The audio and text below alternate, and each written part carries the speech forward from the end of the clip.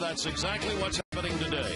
He makes his major league debut against a Yankee lineup that has just pulverized Oriole pitching this season. For the Orioles, the hope is it's not only about Arrieta tonight, it's about Arrieta and the future and getting better.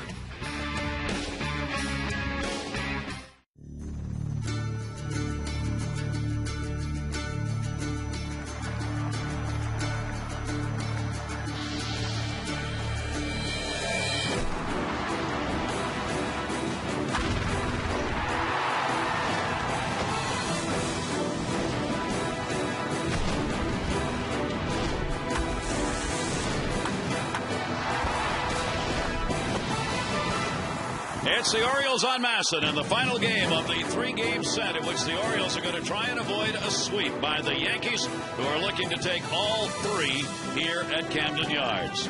This is the 926th meeting between the Orioles and the New York Yankees. The last 10 have all been won by New York. So for the Orioles, it's a night to try and get out of that. Hi, everybody. I'm Gary Thorne, and, of course, the story tonight is Jake Arrieta. For the Orioles, trying to put a winning staff together has not been easy. Take a look at the names over just 2 years.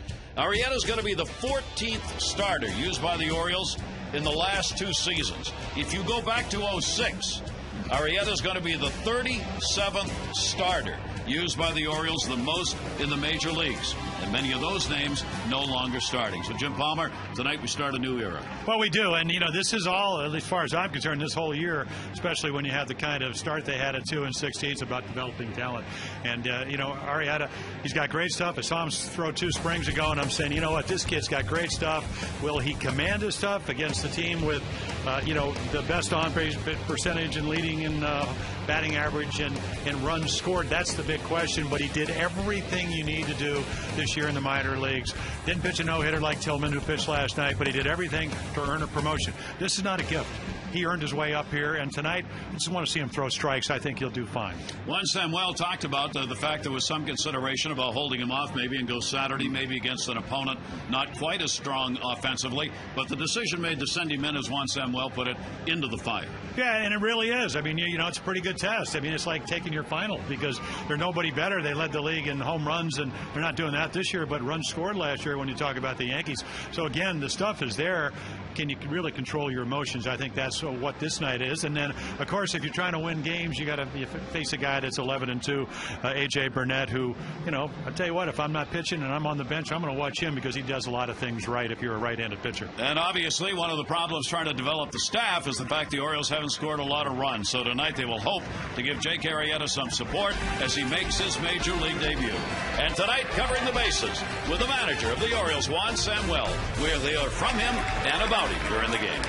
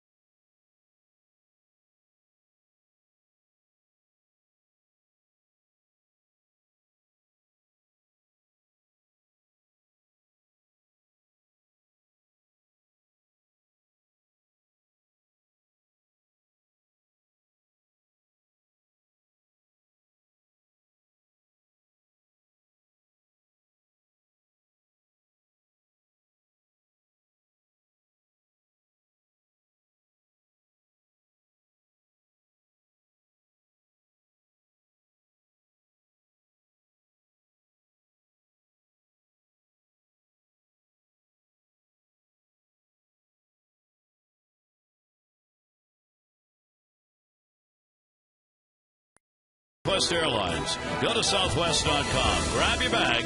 It's on. So the Orioles tonight looking to pick up win number 17 and break the streak that the Yankees have against them. Good crowd should be on hand on a beautiful night here. Let's take a look at our train game time temperature. It is 85 degrees and a lot of blue sky around the ballpark.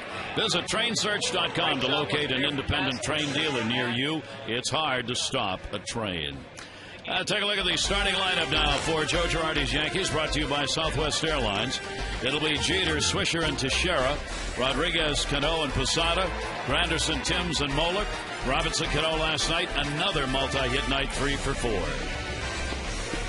And let's take a look at our scouting report. 24-year-old right-hander called up from AAA Norfolk. Well, he really did earn the promotion. He was 6-2, really low earned run average, and just pitched extremely well. 185. He's got 4 pitches. Whether he'll command them, that'll probably be the big story tonight. And then, watched him throw the spring training. And after talking to him, I said, I thought you were going to hyperventilate yourself and pass out. I said, you got to relax. And it's very difficult for young pitchers sometimes to do that. If he does it, I think he's going to be fine. Ball's got to come out of the fingertips. Well, he certainly had all the proper numbers you see right there. The only one to be concerned with, the walks. 34 of them in the 48 hits in 73 innings. Just an amazingly low number at AAA. So Arrieta tonight will try and stay settled. Obviously, the start really matters in the sense of the first inning for every pitcher, but especially a young pitcher, just to get your feet under you. Well, that and the fact that, and you alluded to this in the opening, the fact that the Orioles have not scored a lot of runs. No team has scored less runs. So if you get behind, we have seen, on your way to a 16-43 record, it's very difficult to come from behind, and especially against a Yankee team that it just seems like you give up the runs early, they're going to add on. They've done that in both of the games early here in the first 2 games. And he'll look for some solid D behind him to help in this debut. Well, Patterson, Jones, Markakis, Corey Patterson nursing some leg problems, so he's back in left field. The infield really struggled last night as a whole all year long. Hadn't been very good. Tejada, Izturis, Moore, and Wigington. And then the second-year player, Matt Wieters, doing the catching, getting hot with the bat. And the defense brought to you by Cisco Federal, a proud mission partner to the United States Department of Defense. And Juan Samuel gets to see the debut as he's the manager for Arrieta's first ball game, and the first batter he'll face will be Derek Jeter. What a way to start your career. And his first major league delivery will be outside for a ball. Jeter comes in with a 6-game hit streak that he has extended here in this series, getting on in the ball game with a single last night. 1-0 count. Arrieta. And that will miss down low. 2-0. Veteran Sam Holbrook will be the home plate umpire tonight. Against the Orioles, career numbers. He has more hits than any other active player against the Orioles. 2-0 count on it. Arrieta's delivery, and he got him to swing at one. That was ball 3. It's 2-1. Yeah, I think the one thing we've seen from Derek Jeter this year, the walks are down. The pitches seen as he gets closer to 3,000, 2,823. Not the first hitter that's expanded the strike zone a little bit. When you're closing in on 3,000 hits, won't do it this year. They projected somewhere, I guess, in June of next year. 2-ball, 1 strike count from Jake Arrieta, and a ground ball towards second base. Scott Moore's got it. So all the firsts for Arrieta start here in the first inning as he gets Jeter his first major league out. Well, it's not going to be about velocity. I mean, he was 94. That pitch was 96. And again, he's got the curveball, slider, and changeup to go with it. Changeup, they say, is average. What Gary Allison, who came up and is now one of the Oriole coaches, he was his manager at AAA. He said, what I like is he's got good movement with his fastball. Not only the velocity, but the movement. So if he stays within himself, and again, they're only 24, sometimes that's hard to do. But it's not about stuff. It's about getting some experience in throwing strikes. Nick Swisher's had a 4 for 10 in this series as he continues his assault on Oriole pitching. Swisher hitting .391 against the Orioles this year. He has had a couple of home runs and 12, a team leading 12 RBIs against the Orioles. Swisher now lifetime against the O's hitting .299. 2-0 count. And anchored in the number 2 spot. And Nick Johnson gone. Swisher has got a new spot to hold down for the Yankees. 2-0 delivery, fouled away. Saw Chris Tillman looking on, another one of the Orioles' young pitchers. Well, he pitched last night. Actually pitched pretty well. He was betrayed not only by an error by himself, which cost him a run. And of course, you don't get many runs if you pitch for the Orioles. And then the 2 other errors by the infield. There's a curveball that stays high. So they were teammates in Norfolk. They know each other. And if you're Jake Arrieta and you saw Chris pitch last night, you know that if you can throw strikes and stay out of the middle of the plate, you have a chance to be successful. Everybody watching the debut on the Orioles bench, obviously, and in the organization, because this is a big start. This is one of the Orioles who's been counted on, along with the likes of Brian Mattis and Tillman, to be the future of this staff. Brad Bergeson, one of those, now in the bullpen. His status as a starter very much in question, at least for the moment. Arrieta with a 3-ball 2-strike count on Swisher. And Swisher will pop it up. Third base. Tejada. And the ball came back to it. And Swisher's retired. And there are 2 down. Well, I will tell you one thing. I mean, the ball comes out of Jake Arrieta's hand better than anybody. Of all the young pitchers I've seen. I mean, we saw Wade Davis, who's now pitching for Tampa Bay, come in here last year throwing 94, 96. He has kind of Wade Davis stuff.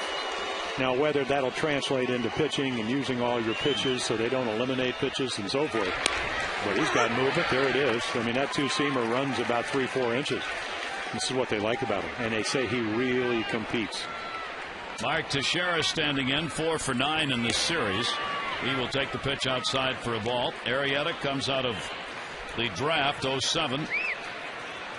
5th round, Texas Christian University, where he pitched. 1-1 delivery on the way, and it'll be fouled away. He led the International League in those numbers you saw with a 189 batting average, 2nd in innings pitched. He was 2nd in walks allowed in the league.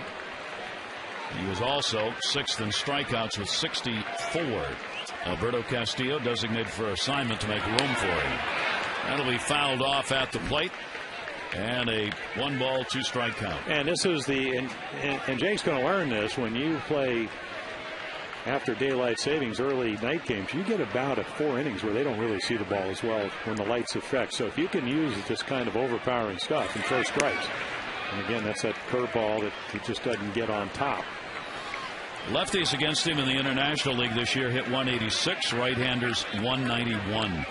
And he gave up only 3 home runs. All were hit by right-handers. 2-2 delivery, and Teixeira down to first base, and a big hop played. Wigginton, Arrieta. That's the way to start. Against the top 3 of the Yankees, Jake Arrieta begins his major league career with a 1-2-3 inning. And gets to play a little D along with it.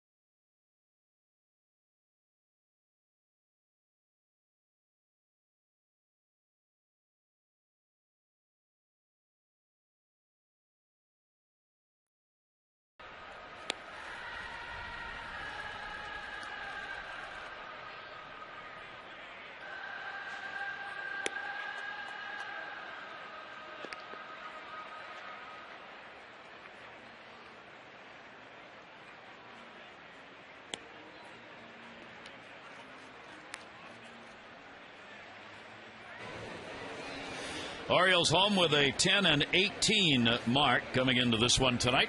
And let's take a look at the starting lineup for the Yankees, for the Orioles rather, brought to you by Southwest Airlines. It'll be Patterson, Tejada, and Marquez, Wigginton, Scott, and Jones, Wieters, Moore, and Izturis. Against Burnett, Luke, Scott. 286 and a couple of long balls. And the 13th game of the year for A.J. Burnett. Well, he does beat the Birds, 11-2. High ERA, over 4 runs a game. Land of easy living, pleasant living. That's what they used to talk about Maryland. He lives in Moncton, Maryland, just outside of Baltimore.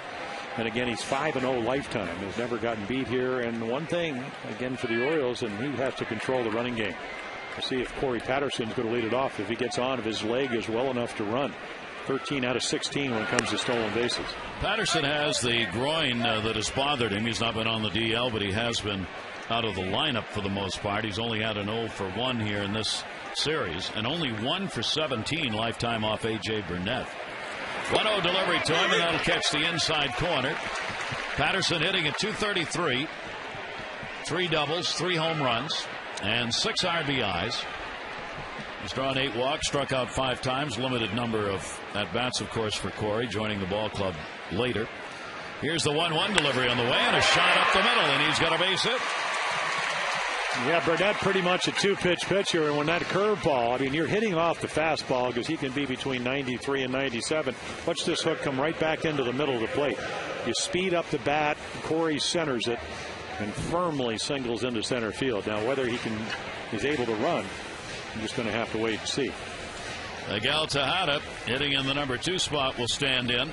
Mighty happy to see a right-hander on the mound. He's only gone 1 for 25, last 25 against lefties, but he's .372 against right-handed pitchers. That's just an amazing number. I know it's a Coriolis effect, but the ball maybe moves more and lefties change. There goes Patterson here, and no chance. A stolen base. Chad Moeller, who's doing the catching, couldn't get the ball out of the glove cleanly, and Burnett, in any event, had given Patterson such a jump. Well, Chad Moeller, he didn't make the Orioles this spring because he had trouble throwing. Now, that time he has trouble gripping, but his really lost a lot of velocity, couldn't get the handle, and that allows the Orioles to do what I think they have to do to beat Burnett. 6 out of 7 for Patterson, stolen bases. Now here's Tejada. Ooh, and that caught him. That ball did not move. Came right in, and he right where he has the protection, I think. Well, I don't know if on he's the got other enough. arm. Yeah. I don't know if that's a changeup. He just really drops his arm, and the ball just runs. I mean, here's your H.H. Craig Exmo. Let's see where it gets him. It may slow it down, but it still hurts. That's the 7th batter hit by Burnett this year. Our Exmo brought to you by H.H. Gregg. We make buying TVs and appliances simple. H.H. Gregg, price and advice guaranteed. Here's a big chance for the Orioles. First inning, 2 on. Nick Markakis, 3-game hit streak, and a 300 hitter, 300 even. Yeah, you look at Burnett, the first 15 pitches, the league is hitting 368 off him. And that'll get away, and the runners are going to move up. Not a good start for Chad Moeller behind the plate. That's problem. That is a pass ball. Yeah, you really got to be on your toes because of the movement and the velocity of A.J. Burnett. He's not a little bit like Drysdale because they're both big guys, and this ball should have been caught. It ends up going off Sam Holbrook's shin guard, the home plate umpire, but he doesn't catch it. Well, now 2 in scoring position for Nick Markakis. Base hit here, and the Orioles could get a very quick 2-0 lead in the ball game. Well, ground ball to the right side is going to get a run in and a run over. And that'll be a strike on the inside corner. We talk so much about situational hitting. I mean, this is a perfect example. If you're A.J. Burnett, even though you have a team that scores the most runs in the league, if you hit the grounder, you just hit a grounder over here, that's a run. The runner at second moves to third. And then you may have to play your infield in for Wigginton, who's one of your hottest hitters. Markakis, 333 with runners in scoring position, leads the Orioles. That's the kind of movement that can really cross you up from A.J. Burnett. Well, that's a good curveball. We saw the bad one. Patterson hit it into center field for a single.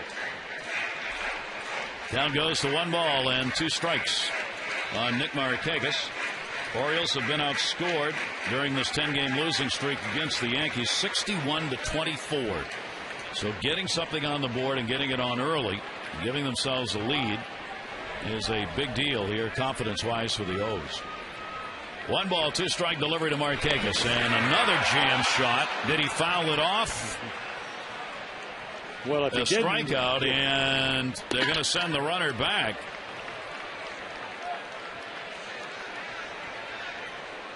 Yeah, see, the runner can't advance if that's the case, and that ball, he swings at it, but I think it his back foot. Samuel wants to know here what's going on. I mean, if that was a swinging strike, the runners can move. Right. And the ball hit his foot, but it was called strike 3. So does that become a dead ball, I guess, is the question.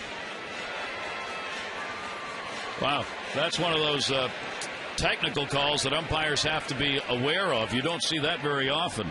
Markakis strikes out, the ball hits his foot, and I think Jim's right about that. That is a dead ball. So the runners cannot advance. Now, if that hits the dirt, the Orioles would have a run in.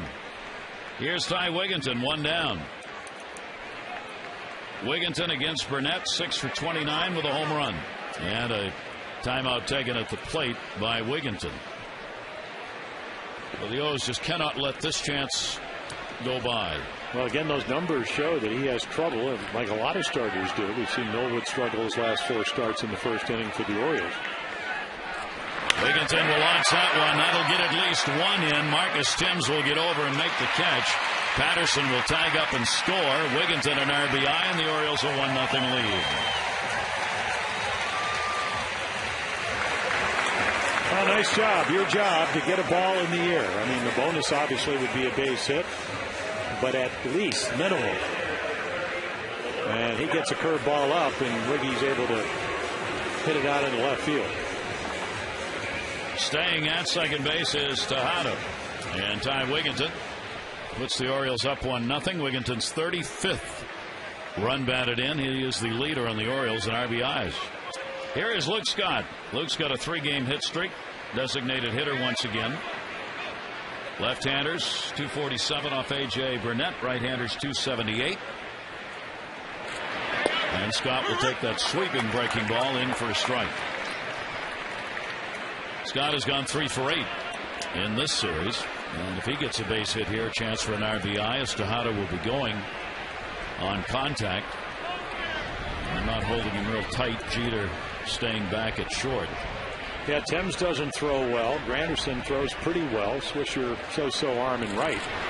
Orioles get a break with Gardner with a thumb problem out of the game because Marcus Timms, he can hit, but he's not a great defender in left. No. And this is a big left field here at Camden Yards. Gardner's going to get an MRI on that back in New York. He's available to pinch run as he did in the ball game last night. 1 ball, 1 strike count. 2 away. Teixeira coming over into foul territory, and that'll end up as a souvenir. Yeah, take a look at that Yankee defense behind A.J. Burnett. Timms in left, Granderson, Swisher, who had dropped 15 pounds, playing pretty good right field. Rodriguez, Jeter, Cano, Teixeira, and then Chad Moeller, the veteran. He signed and went down to their AAA Scranton affiliate. And then with the injury of Posada, they're carrying 3 catchers, or really 2 catchers, and Posada as a DH. Hoping Posada will be able to go back to work catching sometime probably next week is what they're looking at now. Well, he was out throwing again early today, working on his arm strength. 1-2 count. Tejada off second base and way inside and going down to well, it hit him. Yeah, hard to tell. That's 2 in the inning. Look at A.J. Burnett bare hands the ball when they throw it back to him. I mean, this ball is between your legs, gets the back, I guess, shoe of Luke Scott. Tries to get the foot up. So that's 8 hit batters for Burnett. Well, if you're Chad Moeller, I mean, you better be. You know, a lot of times, when I pitched, you had to be on an elevator up and down and all this, but you're side to side with A.J. Burnett because of his arm angle. You got to stay awake on the base paths and at the plate when Burnett is pitching, because you never know when you're going to get the opportunity to advance. And that goes for this situation here with runners at first and second and 2 down. Adam Jones coming up. Adams got a 4-game hit streak coming into the ball game. He's kept it alive with a hit in each of the first 2 games of this series and hitting at .247 on the year. Adams hitting only .182 with runners in scoring position. Unbelievably low number for him. 2 down, and asks for a timeout. Burnett staring towards the third base stands. Yes. Well, you know, he was hitting 162 before yesterday, so that number came up. It's amazing when you get a hit when you're hitting in the, you know, the mid to 150s, 160s. Outside, pick off at second base. No chance on Tejadas. Cano moved over. Well, you get an idea of the lack of arm strength. A little bit better release. I am sure that Joe Girardi, former catcher managing the Yankees, he certainly talked to Chad about kind of shortening up. He just had that little hitch in there in the spring, and it really affected his ability to throw runners out. 1-0 count. Orioles have a run in here. 2 down, 2 on. Trying to get more off Burnett early. And that's going to be on the inside corner for a strike. Now leaving it up at 1-1. Orioles got a couple runs against the Yankees in the ball game last night and had a lead early, but unable to maintain that. Yeah, they don't hit AJ with runners in scoring. I mean, 205, which is a very low number. 1 ball, 1 strike delivery on the way to Jones. Down to third base. Base hit. Here comes Tejada. Timms won't even try on the play.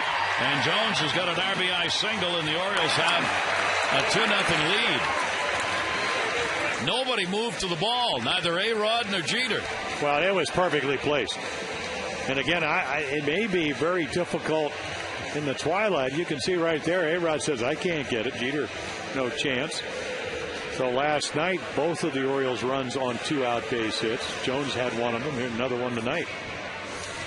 So for Adam Jones, RBI number 20 in the year. And that'll bring up Matt Wieters. Orioles have moved up to a .217 average with 2 outs and runners in scoring position. They'd been down below 200 prior to last night. Matt Wieters, 3-game hit streak for Matt. And he will take it for a strike. Wieters has not had a hit off Burnett. He's 0 for 11. Lifetime off him. This one got started by Patterson with a single and then a stolen base. 2 hit batters in the inning. Tejada, one of those. He scored. Wieters waiting on it. Inside corner strike. 0-2. What the Orioles are up against with this Yankees starting rotation, that's an incredible number. 63-13 against the Orioles by the current starting rotation for the Yankees. And they didn't even see Pettit. He's got the most wins. And Sabathia is now with 13-1. 4-0 this year. Yep. 0-2 delivery to Wieters, and he'll take it inside. Pretty good eye right there. That ball maybe an inch or 2 off the inside corner. Matt's starting to swing the bat better, especially from this side, trying to work on maybe a little bit quicker swing. Matt has leveled it off a little bit, just trying to take the ball where it's delivered and let the power come naturally. 1 ball, 2 strike count. Runners off first and second, and he got him. Ball's got to be played. Chad Moeller will make the flip. But a couple of runs in, the Orioles do it on just 2 hits and will leave 2 on. They take the 2-0 lead for Jake Arrieta.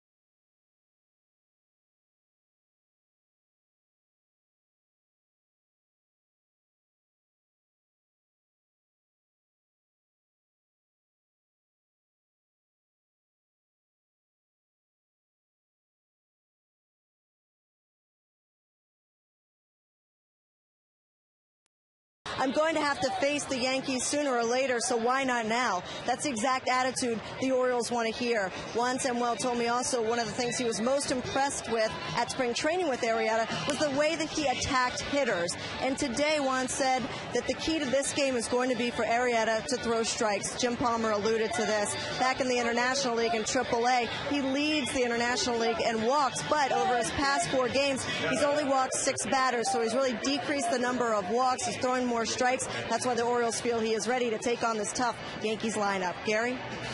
And he's got a 2-0 lead, which has got to make you breathe a little easier, and maybe even a little easier when he looks at who's hitting.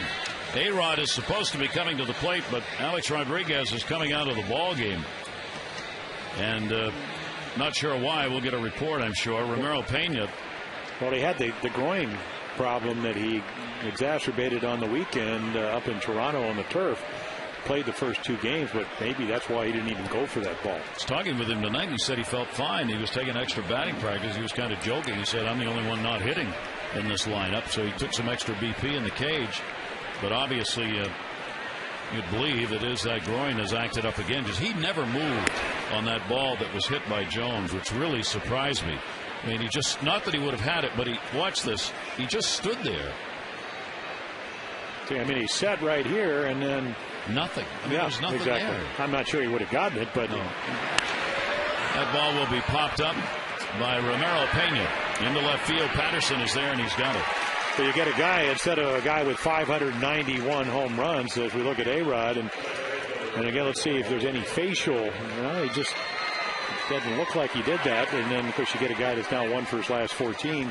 Who's a real good defensive player in Pena, but he doesn't have anywhere the kind of offensive capabilities of Alex Rodriguez.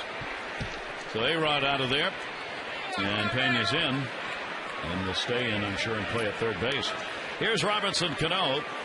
Cano's got a 3-game hit streak coming in, and enough numbers to fill up a book for a year. He had his career high 3rd straight 3-hit game against the Orioles yesterday. Leading the majors at 376, leads the majors in hits and in 3-hit games with 10. That's just unbelievable. His MLB rankings versus the O's: hits, home runs, runs, average, slugging percentage, last 2 years. He'll foul that one off into the seats. Well, this is just, I mean, with all the real fine hitters in this lineup right now, when you look at this Yankee lineup, this is the guy right now you say, I can't let him beat me. And early on in the year, yeah.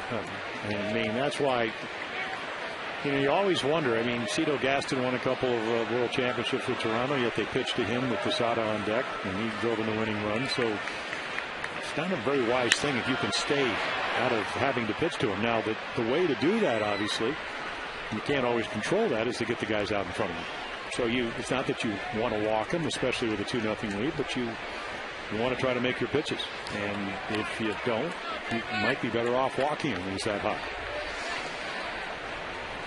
Got ahead of the count here, 0-2 on Robinson Cano. Well, no breaking balls for strikes in the first inning. He'll reach on that one.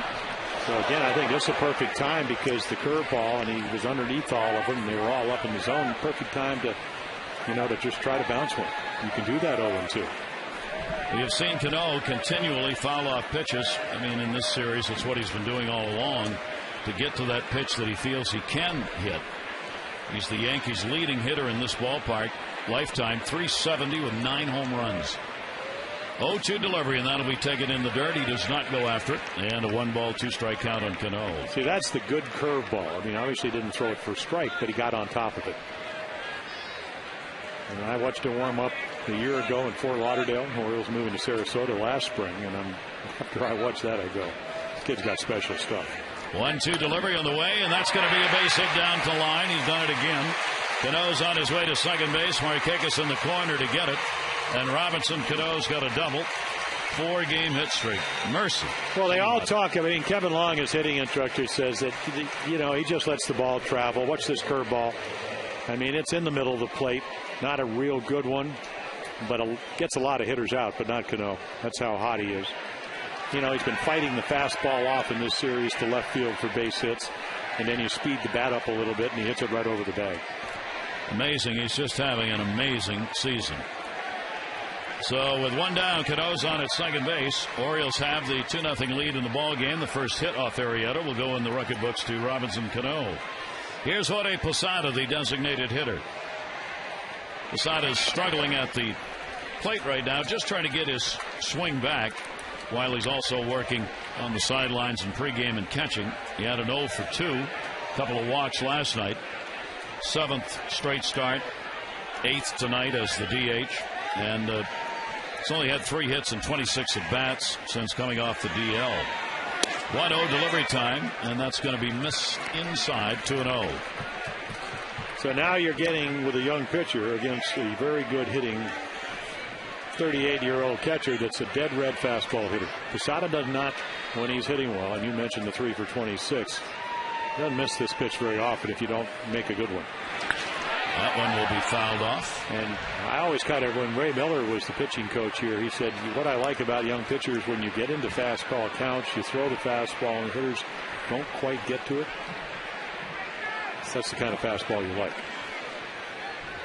Cano creates the RBI opportunity for Jorge Posada. Trying to hold him close. His Torres behind him at second. Swung on and didn't come close to that one. 88-mile-per-hour changeup. Fastball count. Way out in front. Good body motion on the delivery. 2-2 count to him. And Posada goes down. Back-to-back changeups, Gary. And good ones. There's the first strikeout. Late on the fastball, and then he gets back-to-back changeups trying to catch up, and he chases a ball that normally he doesn't swing at, but got fooled. Arrieta gets the K. And now Granderson. Chance to get out of the inning here. Curtis Granderson with a runner at second and 2 down, hitting .313 off the O's this year. A couple of home runs, including a grand slam, and 9 RBIs against the Orioles in the 11 games they have played.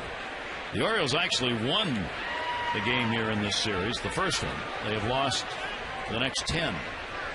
1-0 count. Granderson at .252 on the year, but hotter than that right now, and the pitch is up 2-0.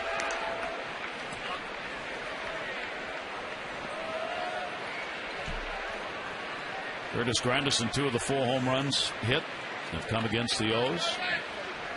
Outfield fairly deep, straight away on him. Cano's off second base. That one's into the corner. That'll get a run in. Cano will come around to score. Granderson with great speed, thinking about 3. Markakis can't find the ball. Where is he? And it's a triple. Nick Markakis had to disappear into the corner to come up with that ball, and it's an RBI triple for Granderson. Yeah, he's got to chase it down. Again, it's one of the quirky parts of Camden Yards here. And again, a bad combination. Ball down the corner, good speed. I mean, you could see him picking up Rob Thompson and saying, you know what, do I want to come to third with 2 outs? And he does. Third triple is 17th RBI. And it is now a 2-1 ball game. And Marcus Timms up. With Gardner out, Timms getting the start in left field. Timms has gone 4 for 13 against the Orioles this season. 1-0 delivery to him up the middle, and he's got it. Arrieta will put that one away on the liner that he caught in the glove. A run in on a couple of hits with the base runner left on. Orioles lead it 2-1.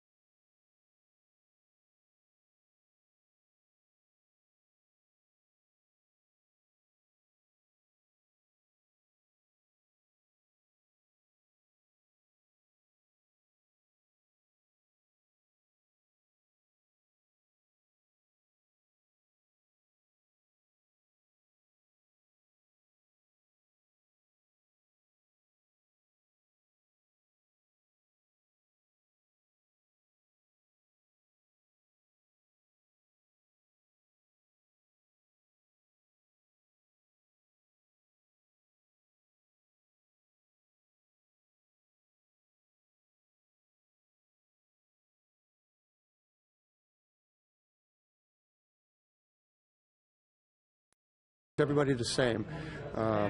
He doesn't favor anybody, doesn't favor the Latin players over the American players or anything. I think it's a unique ability that he has to be able to do this, and the mutual respect from all players that he has really is one of the highest that I know of. And I coached with him for 3 years in Detroit, like you said, and I loved every minute. I love the man. He's a baseball person, and he's just a great individual. Mick Kelleher on Juan Samuel as we cover the bases tonight with the Orioles manager. We'll hear from Juan and also from others who have known him over the years in the game. Moore leads it off for the Orioles here in the second inning. Moore is Torres, and then Patterson coming up. Scott Moore getting some chances out there at second base of late. He came into this season, had 98 major league games under his belt with a .235 average. He was an invitee to spring training. Yeah, and the reason he was called up, and if you've been following the Orioles, is that he can play so many positions. I mean, he could play the outfield, he can play third, he can play second as he is tonight, he can play first base. He probably could even play shortstop if he had to. 0-2 count. I think, is he not drafted as a shortstop? Yeah. So he can play all over. Just a matter of getting enough bats to get into a groove and prove he can hit at this level. A.J. Burnett will try and settle down after he hit a couple batters and gave up a couple of runs in that first inning. 1 ball, 2 strike delivery, and Moore will foul that one away. 2-0 this year for Burnett against the Orioles, and the 11-2 mark lifetime. Even more dramatic, of course, is the fact that he has pitched so well here in this ballpark, where he has not been beaten with that 5-0 record. 1 ball, 2 strike count. Moore, and he'll nub that one foul right off the end of the bat. Burnett has got 106 wins and 88 losses lifetime. 33-year-old who spent a lot of time on the disabled list over the years, but over the last couple has been able to stay on the mound, and that has got to make a difference for him in being able to get into a season rhythm. Moore 1-2. Burnett's delivery to him off speed, a chopper, Cano.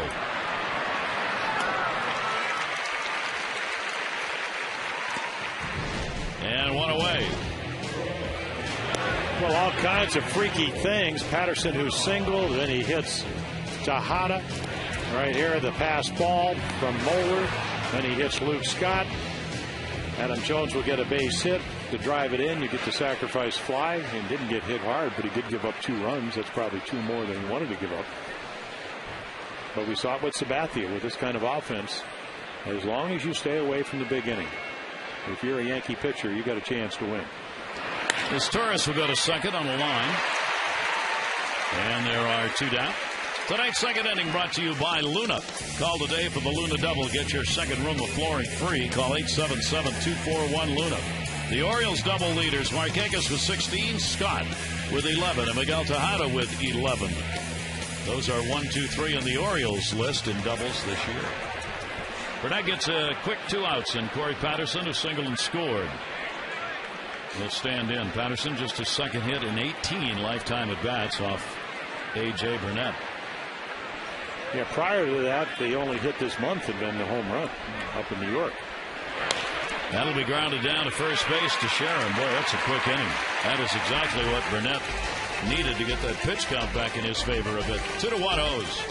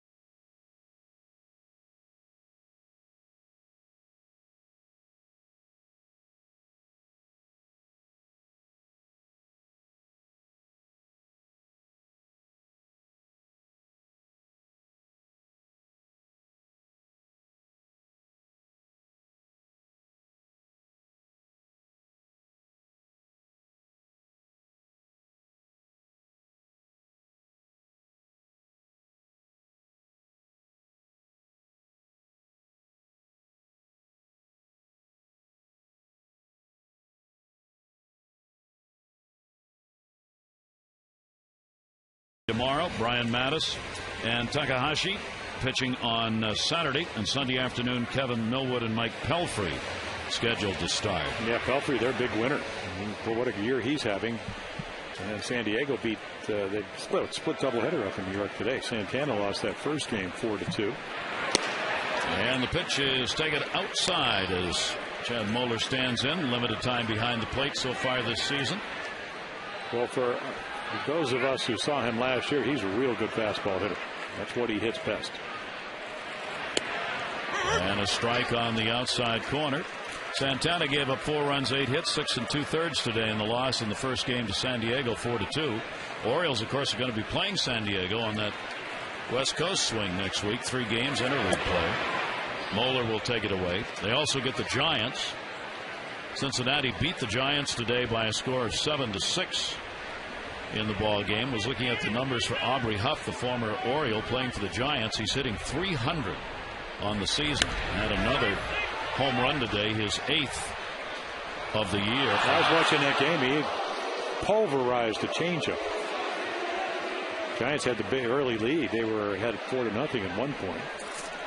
A great trip out west in San Diego and San Francisco. Chad Moeller, 2-ball, 2-strike count.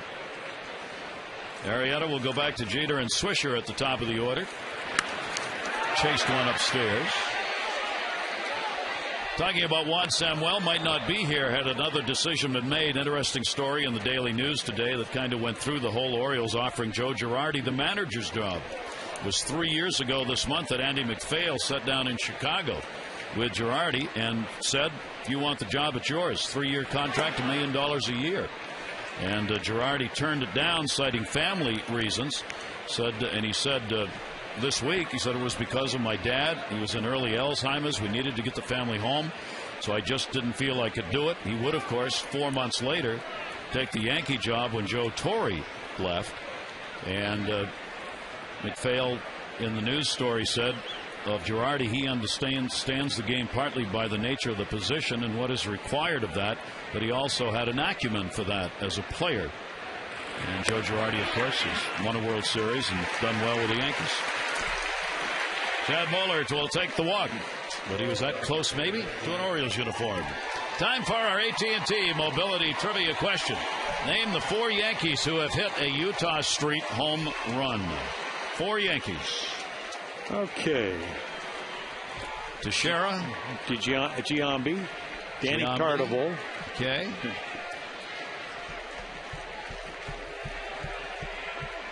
And Tino Martinez, I don't think so. Maybe.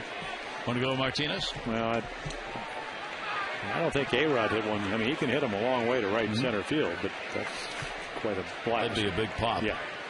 Here's Derek Jeter at the top of the order, runner on, outside for a ball. All right, let's see who they are. The 4 Yankees who have hit a Utah Street home run. O'Neill, Giambi 3 times, Johnny Damon, how about that? And there's Robinson Cano. Well, of course. How do we forget Cano? Well, if you're a pitcher, you want to forget him, unless you play for the Yankees. 3 by Giambi. Oof. Yeah, Matt Wieters going to come out because you didn't want to walk the 9th hitter to get to Jeter. And then we talked about the one, I guess, Achilles heel for Jake Arrieta is the walks. He almost had 1 every 2 innings in the minor leagues. And watch the glove of Wieters, especially when your fastball command.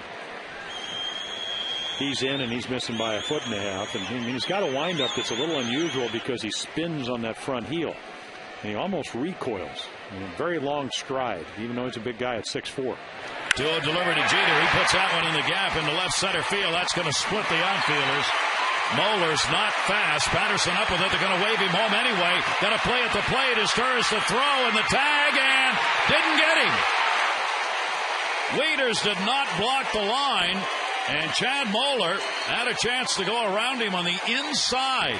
Wieters thought he got a tag on him, but the home plate umpire, Sam Holbrook, said no. And it's a 2-2 game, and all the way to third goes Jeter. Well, you get great hitting from Derek Jeter and also great base running because the minute he sees right there, he's off. You can see him in the bottom of the picture. And we've seen Wieters try to do the sweep tag. The throw behind him, Moeller by him. And look at Nick Swisher calling him, get down, and he does. 2-2. So the Yankees come back and quickly erase the Orioles 2-0 lead. And Jeter already right there is taken off, and that allows him to get to third base. So heads up base running. Great call. Sam Holbrook, a perfect position on that to see that. Here is Swisher now with nobody out. And a fly ball to right field. Nick Markakis. It'll get a run in on the warning track. Jeter will come in to score, and the Yankees have a 3-2 lead as Swisher gets the RBI. Well, welcome to the big leagues. And the reason I say that, a lot of times walks. He got behind Jeter. He had a 2-0 pitch, and then if you're Nick Swisher and you own the Orioles, you're just looking for a ball to get it in the air. And he throws him a curveball. It stays up, and the Yankees take the lead. And still only one away. Here's Mark Teixeira, grounded out his first time up. He'll take it for a strike. So Derek Jeter delivers RBI number 35 of the year, and Nick Swisher picks up number 37. 0-1 delivery, popped up down the line. Tejada long run. He was playing the other way, and that's whoa! Was that close? No play on it by Tejada or Patterson, and very close to the chalk line. But third base umpire Jerry Davis was right there. Yeah, Jerry Davis, who called a terrific game at home plate last night, he's following it. Here comes Tejada. Oh, that was a fair ball. Yep.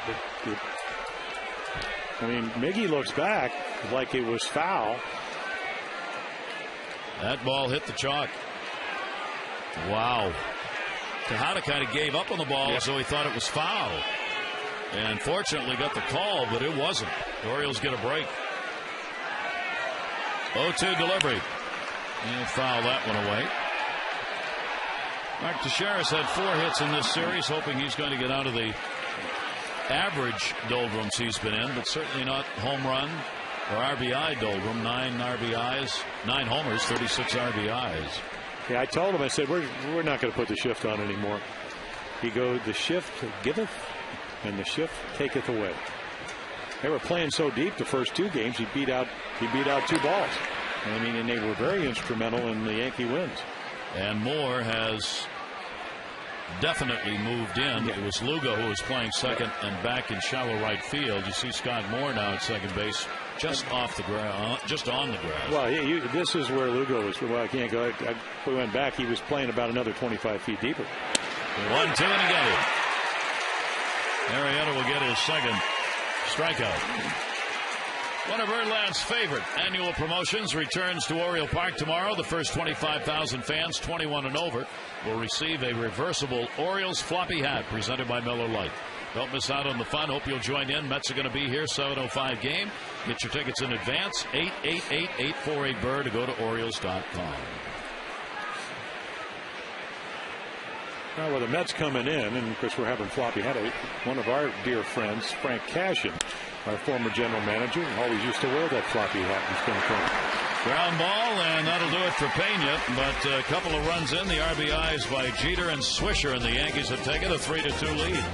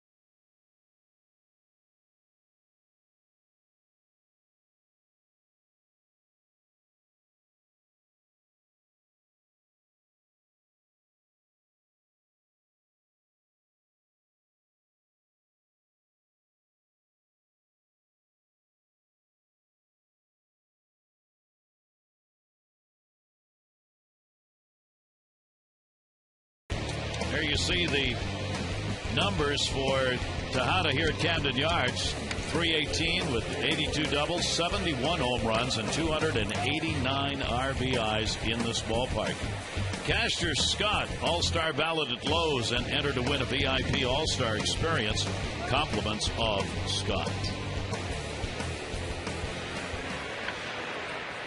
Balloting updated in the American League for the All-Star game, and a lot of these Yankees, of course, are in the running to be playing in Anaheim. Here's Miguel Tejada. Tejada was hit by a pitch and scored in the first inning. A.J. Burnett, Tejada, Markakis, and Wigginton against him in the inning, and the fastball will be taken up high for a ball. Burnett with runners on. Hitters hit 194. When the bases are empty, they hit 316. Work out of the stretch. Yeah. Well, man, he focuses more. Fastball up high again, 2-0.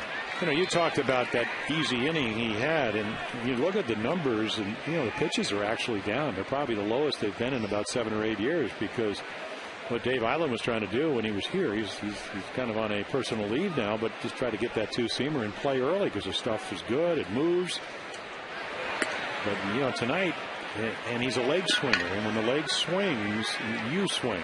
And it's harder to be direct to home plate. So when I talked to AJ on Tuesday, I said, how's it going? He said, well, other than the 3 home runs I threw in my last game, 2 of them by Jose Bautista up in Toronto, and of course they lead the league in home runs. He leads the league in home runs. Talking about Bautista, he said, I've been pitching pretty well. But tonight there's that side to side, and it's hard to command your stuff.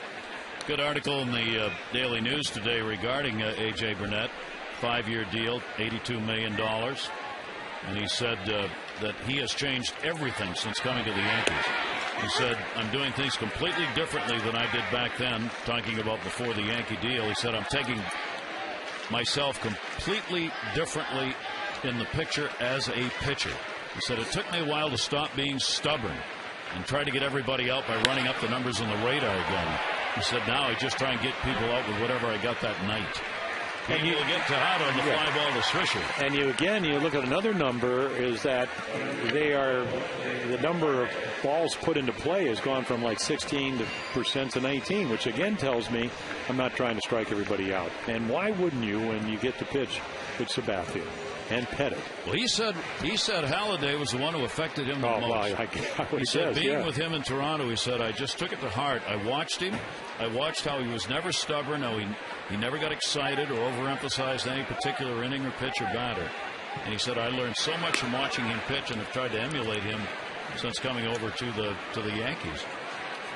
And he's got a 6-3 mark coming into this ball game. He's lowered his ERA from 4.04 last year to 3.72 so far this season.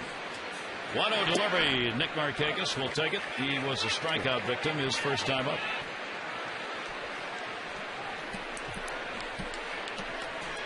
Bottom half of the third inning. The Orioles got the 2-0 lead in the first. Yankees have responded and taken a 3-2 lead.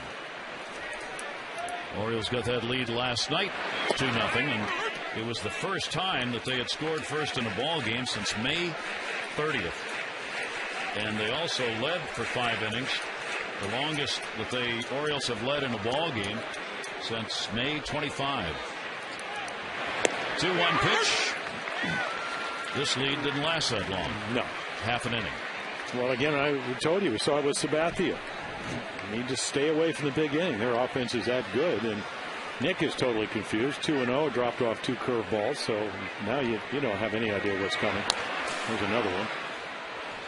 And the amazing thing about Nick Markakis is that on Tuesday night, his last 2 hits were on a curveball and a slider. His first hit last night, and the night he got 2 more, was on a slider. That was 3 straight breaking balls. They play him way around like he's going to hit the ball the opposite field, and then they throw him breaking balls. It doesn't make a lot of sense. Not exactly pitching to the D. No, it isn't. Here's the 2-2 delivery on the way, and again a jam shot in on Markakis. Which is fine if you throw those kind of pitches underneath the strike zone, but that's hard to do. Nick hitting .273 off the Yankees this year, 1 home run, and 3 RBIs against Yankee pitchers so far. 2 ball, 2 strike count. 1 down, and Wigginton waiting on deck.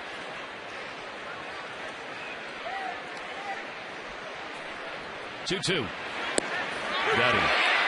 Second strikeout. That one on the outside corner. Yeah, right on the corner.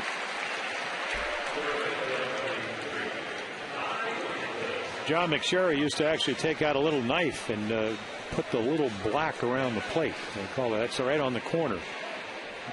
I mean, that's close enough. I mean, Holbrook has been very consistent. That's the first pitch that's even been close to being off the plate that he's called a strike. Now there are 2 down. Here's Wigginton, sacrifice fly for Wiggy in the only at bat so far in the ball game. That one is shot to center. Granderson in. He's got it. So the Orioles are retired in order. We've completed 3 here at Camden Yards, and the Yankees have a 1-run lead.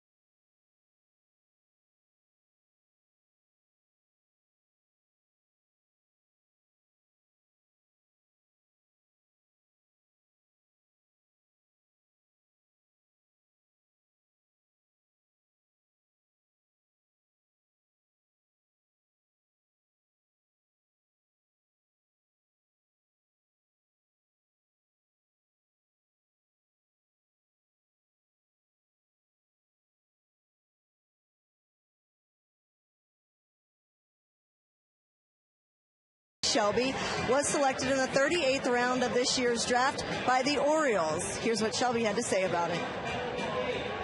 He had no idea. And so when I called home to tell him that he was drafted, all they were doing was just hollering and screaming. He didn't believe it. He kept saying, I can't believe it, I can't believe it, and just screaming. And we were screaming on the other end of the phone. So it was a very, very exciting time, and it just felt good. I wish I could have been there with him, but he felt the love. So Jeremy Shelby is a senior at Grambling State. He's also an outfielder. I also want to mention that John T-Bone Shelby, his other son, is also in the minor leagues. His older son, John T-Bone Shelby, or John T. Shelby III, is in the White Sox organization. So he now has 2 sons in professional baseball, Gary. Running in the genes. Congratulations. Well, what an opportunity, yeah. Yeah, that's good. Good for him. Here's Robinson Cano. He doubled and scored in the first inning, 4-game hit streak. He has set a new record here at Camden Yards for an Oriole or anybody else, as it is the longest multi-hit game streak in this ballpark ever. 9 straight multi-hit games here at Camden Yards for Robinson Cano. He's already set that, and he's got 1 hit here tonight. That one towards the middle. Moreover, nice play and a good pick at first by Wigginton. He made it out. Even the line drives foul or hit hard. Nice play by Scott Moore. Made a great play coming in late last night after pinch hitting. Doing exactly what was right, and then diving and throwing from the seat of his pants. Tonight, get rid of it in a hurry. Nice at the back end. So again, instead of an out or a base hit by Cano, you just get a nice little out to start the inning. That leadoff man, whatever. And the big one. Jorge Posada, strikeout victim. His first time up, goes after the first pitch. Patterson in left. Into foul territory. Marietta gets a couple of quick outs here. 2 down in the 4th inning. Visit Orioles.com now for your chance to win the Matt Wieters Bobblehead Night VIP experience. One lucky winner is going to get 4 VIP seats, parking. It'll be on Wednesday, June 30 in an A's game. And you could win 4 passes to watch batting practice right from the field. Don't miss your chance to experience Oriole Park in a whole new way. Enter today. Just go to Orioles.com, the Matt Wieters Bobblehead Night VIP experience. 2 down, Curtis Granderson. Granderson takes the pitch. Granderson had a triple and picked up an RBI. His first at bat. Arrieta will work away to him, and a 2-0 count. Yankees have won 3 in a row. Still 2 games behind Tampa Bay. Those 2 teams have the best records in the majors. 2-0 delivery will be up high, and 3-0 on Granderson. Yeah, Jake Arrieta's he's gonna find that, he just got to hang around the pitching rubber a little bit longer tonight. Probably a lot of adrenaline because he gets going and then he gets out there so far, can't get on top of his stuff. He stays back a little bit. And that just helps you breaking ball, your command. You can pitch to both sides of the plate. It's just slightly across his body, but not that severe. In other words, he had a little bit right. 3-1 Granderson. So Arrieta comes back after falling behind 3-0 and gets the count to 3-2. 24 years old. His major league debut. Coming off the 6-2 mark. 3rd Oriole to make his major league debut this season with Ryan Hughes and Frank Mallett. And got him as he was going to try and get a walk out of that. Called strike 3. Arrieta's got 3 Ks in the ball game and retires the side in order. Second time he has done that. Yankees up by 1.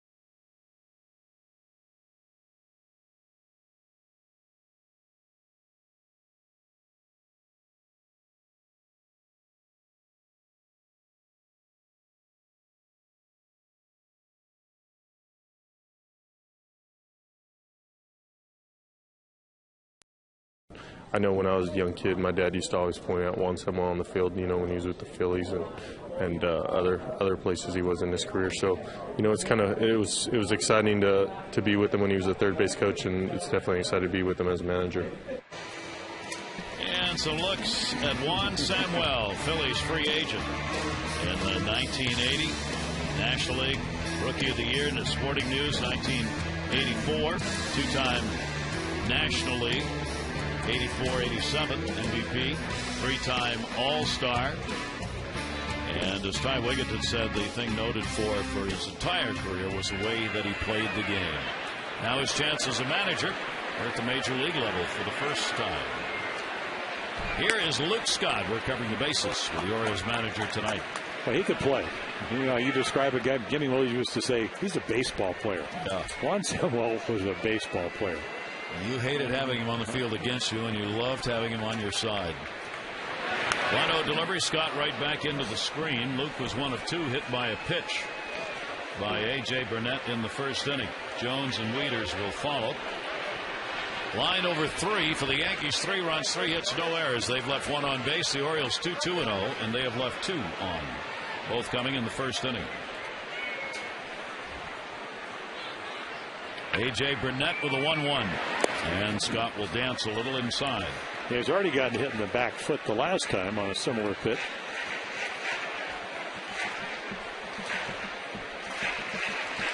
You can get on, as we've seen. You can run against him, but you got to get on. Yep, that's the key. And the right guy's got to get on. He only gets 58% of leadoff batters. Not a particularly good number. That is in there for a strike. Although he pitches so well with runners on base that he kind of makes up for it that way. Well, it's on me. He almost seems like it's more comfortable tonight throwing the curveball. I mean, he did get behind Nick Markakis, threw back-to-back curveballs. In fact, threw 4 in a row right there, 2-1 curveball. He is certainly not predictable tonight. That's because he doesn't know what he's doing. He doesn't know where it's going. 2-2 delivery on the way. Scott went around. He's got to make the run to first base. Chad Muller will again for the second time on a strikeout throw down. That's 3 strikeouts for Burnett. Take a look at our Cabot Woodstain's legendary performance. Reggie Sanders hitting his 300th career home run, becoming the 5th player in MLB history with 300 home runs and 300 steals. Came on this date 2006. Our Cabot Woodstain's legendary performance. So Juan Samuel had 396 steals, but only 161 home runs. Which is still a lot of home runs. I mean, 1 year, 28 home runs, 100 RBIs. 73 steals, 52 steals. He beat you a lot of ways. And did. Yes. He always had a job, no matter what. Somebody always wanted him in a trade or to pick him up. Adam Jones. Jones a single and an RBI. The Orioles RBIs. Wigginton sack flying and a single by Adam.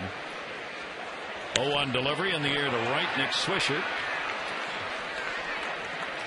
2 down. So all of the good players that I played with had an edge. I mean, it just seemed, Frank Robinson had an edge. Boog Powell, he's a nice edge. Brooksy, nice edge. But they just had an edge. Don Baylor. Like Ty Wigginton was telling me, he said, I had him as a hitting instructor talking about Don Baylor. He said he was such a teddy bear until the game started, even as a coach. Look out. And the same as a player. His name has been mentioned in the search for an Oriole manager.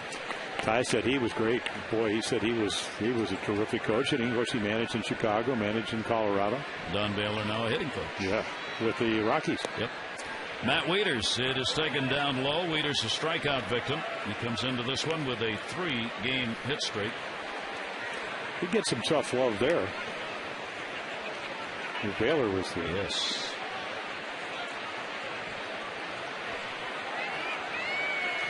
One 0 count. Juan Samuel saying before the game of Wieters, nice to see him driving the ball. That doesn't mean home runs. That means good line drives, good solid contact, good sound, good results. Well, that's what he did about the last month of last season. I mean, not many home runs. I mean, he's gone, 90 at bats without a home run. Big deal. Won 102 last year and still had a real good offensive year. The home runs will come. It's just you want to stay on the ball, go gap to gap, because as the guy that, pitched for a long time, those are the guys that really hurt you. You think you make a good pitch, you cover the outside corner, it's a double down the line. If you try to hit home runs, you're rolling over, you're getting easy outs, you're hitting the double plays. He's got 7 doubles along with the 4 home runs for extra base hits, and those extra base hits are what the Orioles need from him. He's hitting .224 right-handed, .256 left, and 3 of the 4 home runs he's had this year have come from this left side of the plate. Wieters with a 3-ball, 1-strike count. 2 down, nobody on, 3-2 Yankee lead. And the 3-1 is a towering fly ball to center. Curtis Granderson. And another 1-2-3 inning. So that's 3 innings in a row and 10 total set down by Burnett since that first.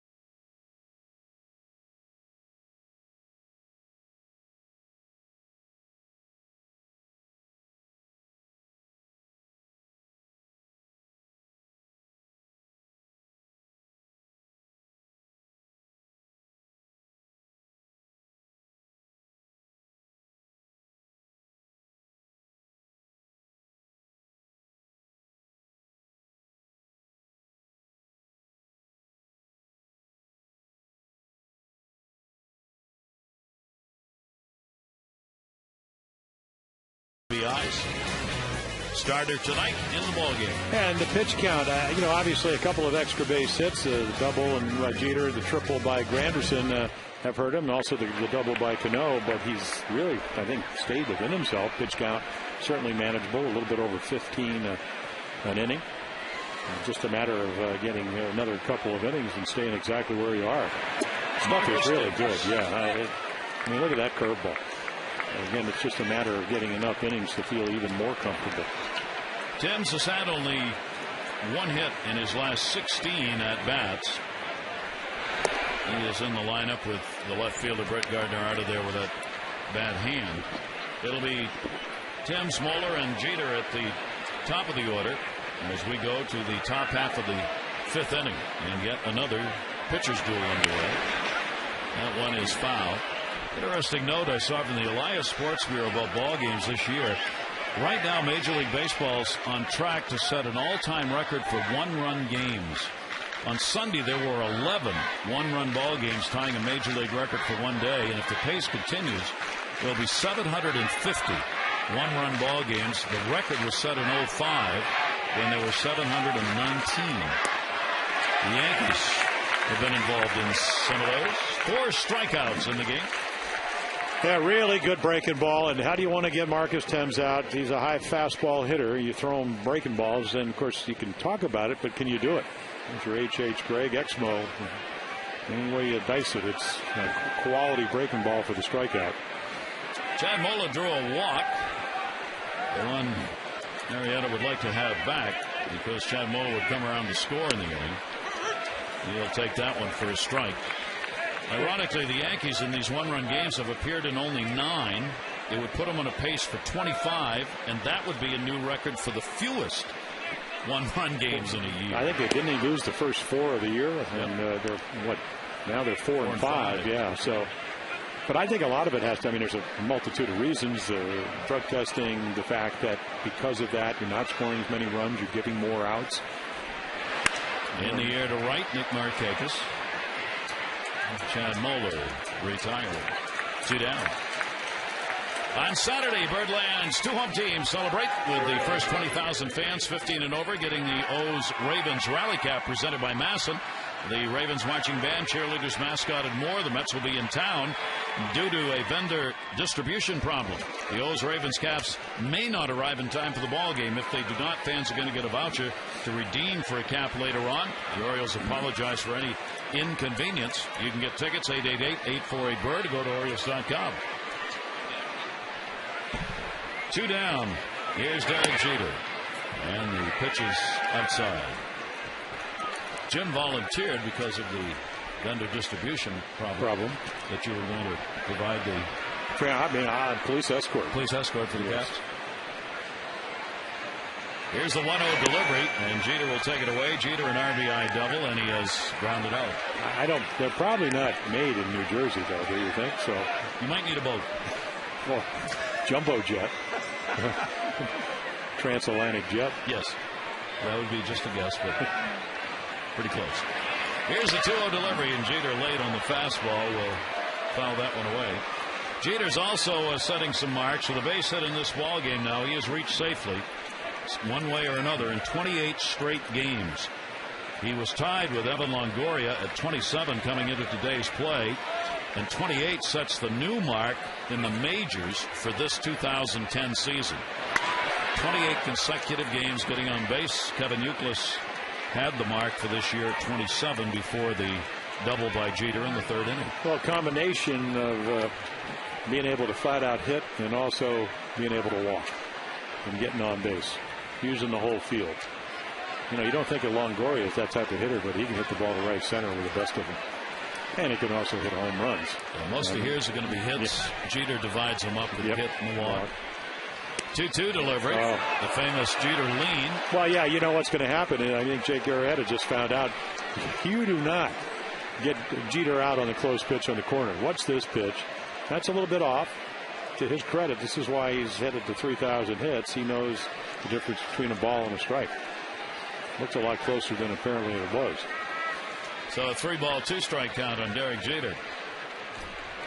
And he's got the walk.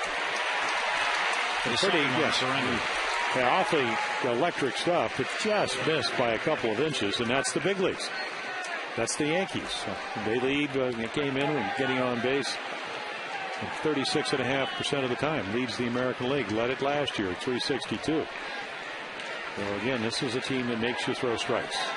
And in doing so, they extend innings and give themselves opportunities like this with 2 down. Nick Swisher, RBI, sac fly, and he has popped out. Yankees are first in average, first in runs, fourth in home runs, first in on base, and second in walks in the American League. Man, Jeter was halfway down to second base. He comes back to first base, looks at Mick Keller, and says, I almost could steal a base. Not running a lot, 6 out of 8, but you get the feeling that he can pretty much steal bases when he wants to. He really got a big secondary lead. And that results in a throw over being directed from the bench. Well, with 2 outs, they wouldn't mind having Swisher lead off the next inning if Jeter can steal a base. And again, this is a team that they hit well with runners in scoring position. Get a guy to second if you can. 0-1 delivery, runner not going. Swisher does a knee buckler right there. And a 1-ball, 1-strike count. Well, there was an article in the paper about how he really tried to change his swing after, as he put it, when I saw him in the tunnel today, he said, I got embarrassed. And they kept talking about it in the postseason. I realized everything was moving. I had to quiet everything down. And he said, for me, that's not easy. That's in life in general, it's not easy for him. Check swing, foul back, almost cut. It's Teixeira. Yeah, Teixeira. Swisher is just one of those constantly moving, energetic, always doing something guys, and he carried that with him to the plate, as Jim said. The boy, you watch him now, and it's just quite quiet. You know, Kevin Long, the hitting instructor, says it's really hitting's about maximizing the lower part of your body. So again, you need to keep that quiet, and he's just trying to relax more, and that's hard. It's hard for any hitter. He said, and the theory is, if your head moves, the ball moves. And what are you trying to do? You're trying to hit the ball. It's already moving. You don't need to make it move anymore. Swisher, 311 on the road average, a couple of points higher than at home even. He's got Jeter on at first, takes the pitch inside, and the count will go to 2-2. 3-2 Yankee lead. RBIs, Jeter and Swisher in the third inning. First one came in a triple by Granderson in the second. The Orioles got their runs in the first. Wigginton and Jones, the RBIs. Yeah, and you would really like to throw a strike here, and the reason is you don't want to go to 3-2 because then you know Jeter's going to be running. Any extra base that's probably going to score him. 2-2, Jeter runs, and it'll be fouled off. Take a look at the numbers here at Camden Yards. The best career numbers for the Yankees belong to Cano, Swisher, and Jeter. Average, home runs, extra base hits. The Orioles, Tejada, Nick Markakis, and Corey Patterson have the best career numbers here in this yard, with 46 by Markakis in the homer department. But Jeter piled them up everywhere. And there's Nick for the Orioles. He hits well here in this yard.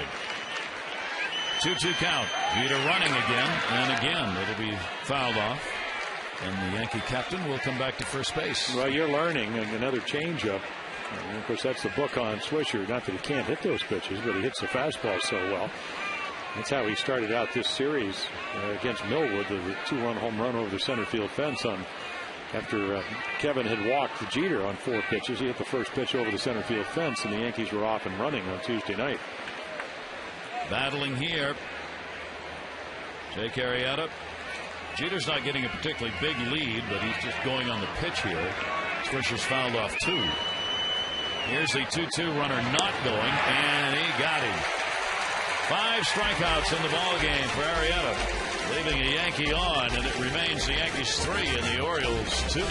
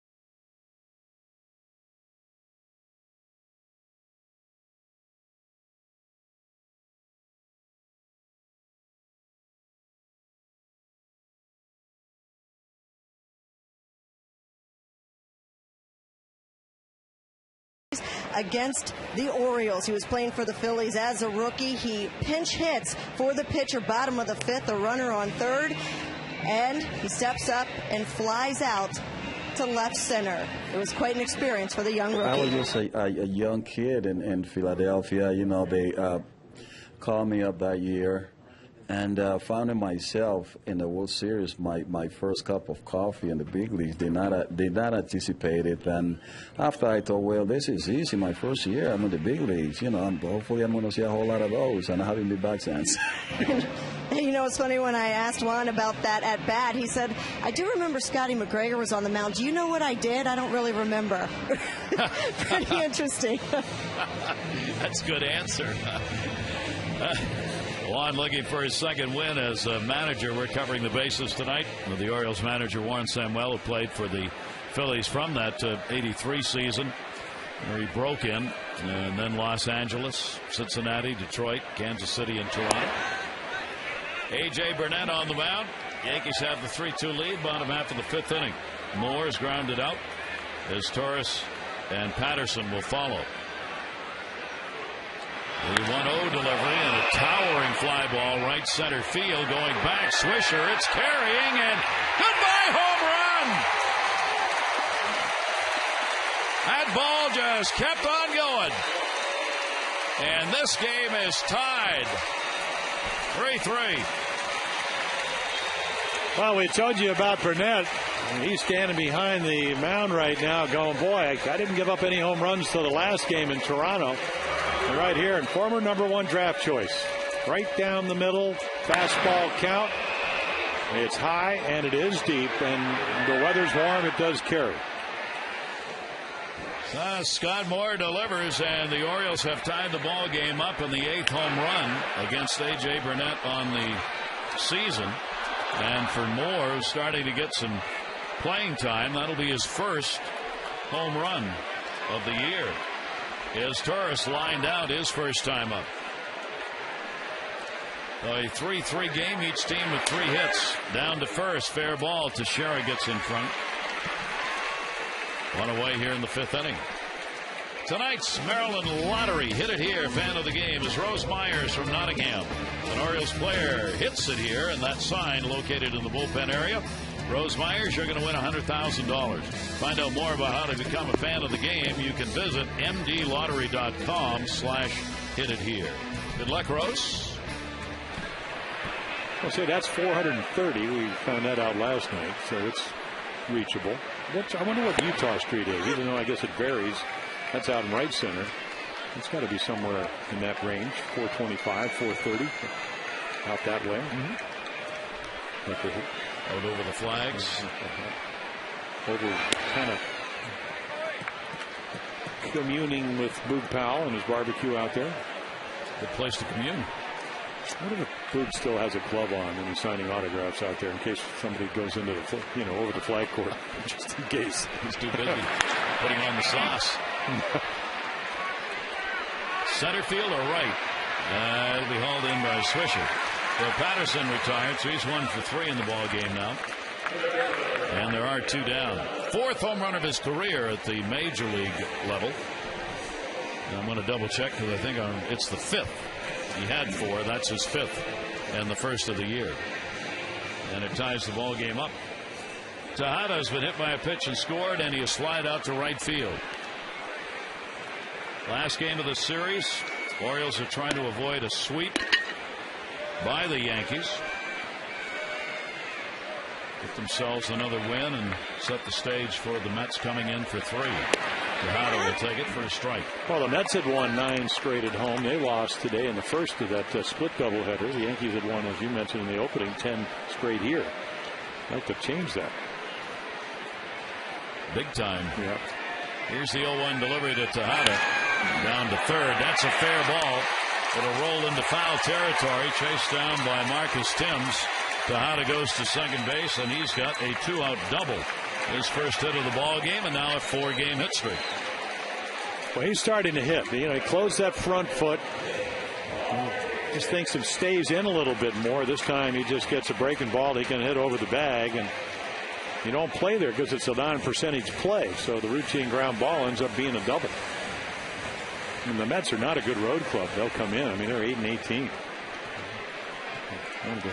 They've had a struggle, but are in a race in the division because it's not as good as everybody thought it was going to be. The National League East. The Phillies still, I think, the cream of the crop there, but the Phillies went through that drought of where they could not do anything offensively for about 2 weeks. And Atlanta's taken the lead a game and a half over Philly, and the Mets are only 2 games out starting the day. Strasburg coming out to pitch for Washington. The interesting thing is they're only 5 games out. If he can be a 12-game winner, 10-game winner, boy, yeah, he can just pitch like he did. I mean, they were talking today about, they're going to shut him down, I think, in 160 innings. He's got 55 plus 7. They've got a chance to be in that race. 1-0 delivery. They are right now only 5 games out. And they're expected to get back some of their other young pitchers, too, over the course of the summer. I mean, Ching-Ming Wang, who pitched for the Yankees, he's been rehabbing his shoulder. I don't know if Jordan Zimmerman's going to come back, but they have a number of guys that, so their pitching could get better. And, of course, Cap struggled a little bit, but he got his 19th save. The back end of the bullpen. 2-0 count, and Markakis took something off that, gets it in.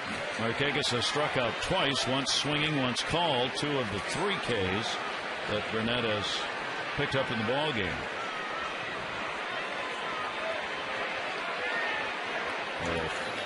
4 total. Well, you got your best runner in scoring position guy when it comes to the Orioles with Nick Markakis.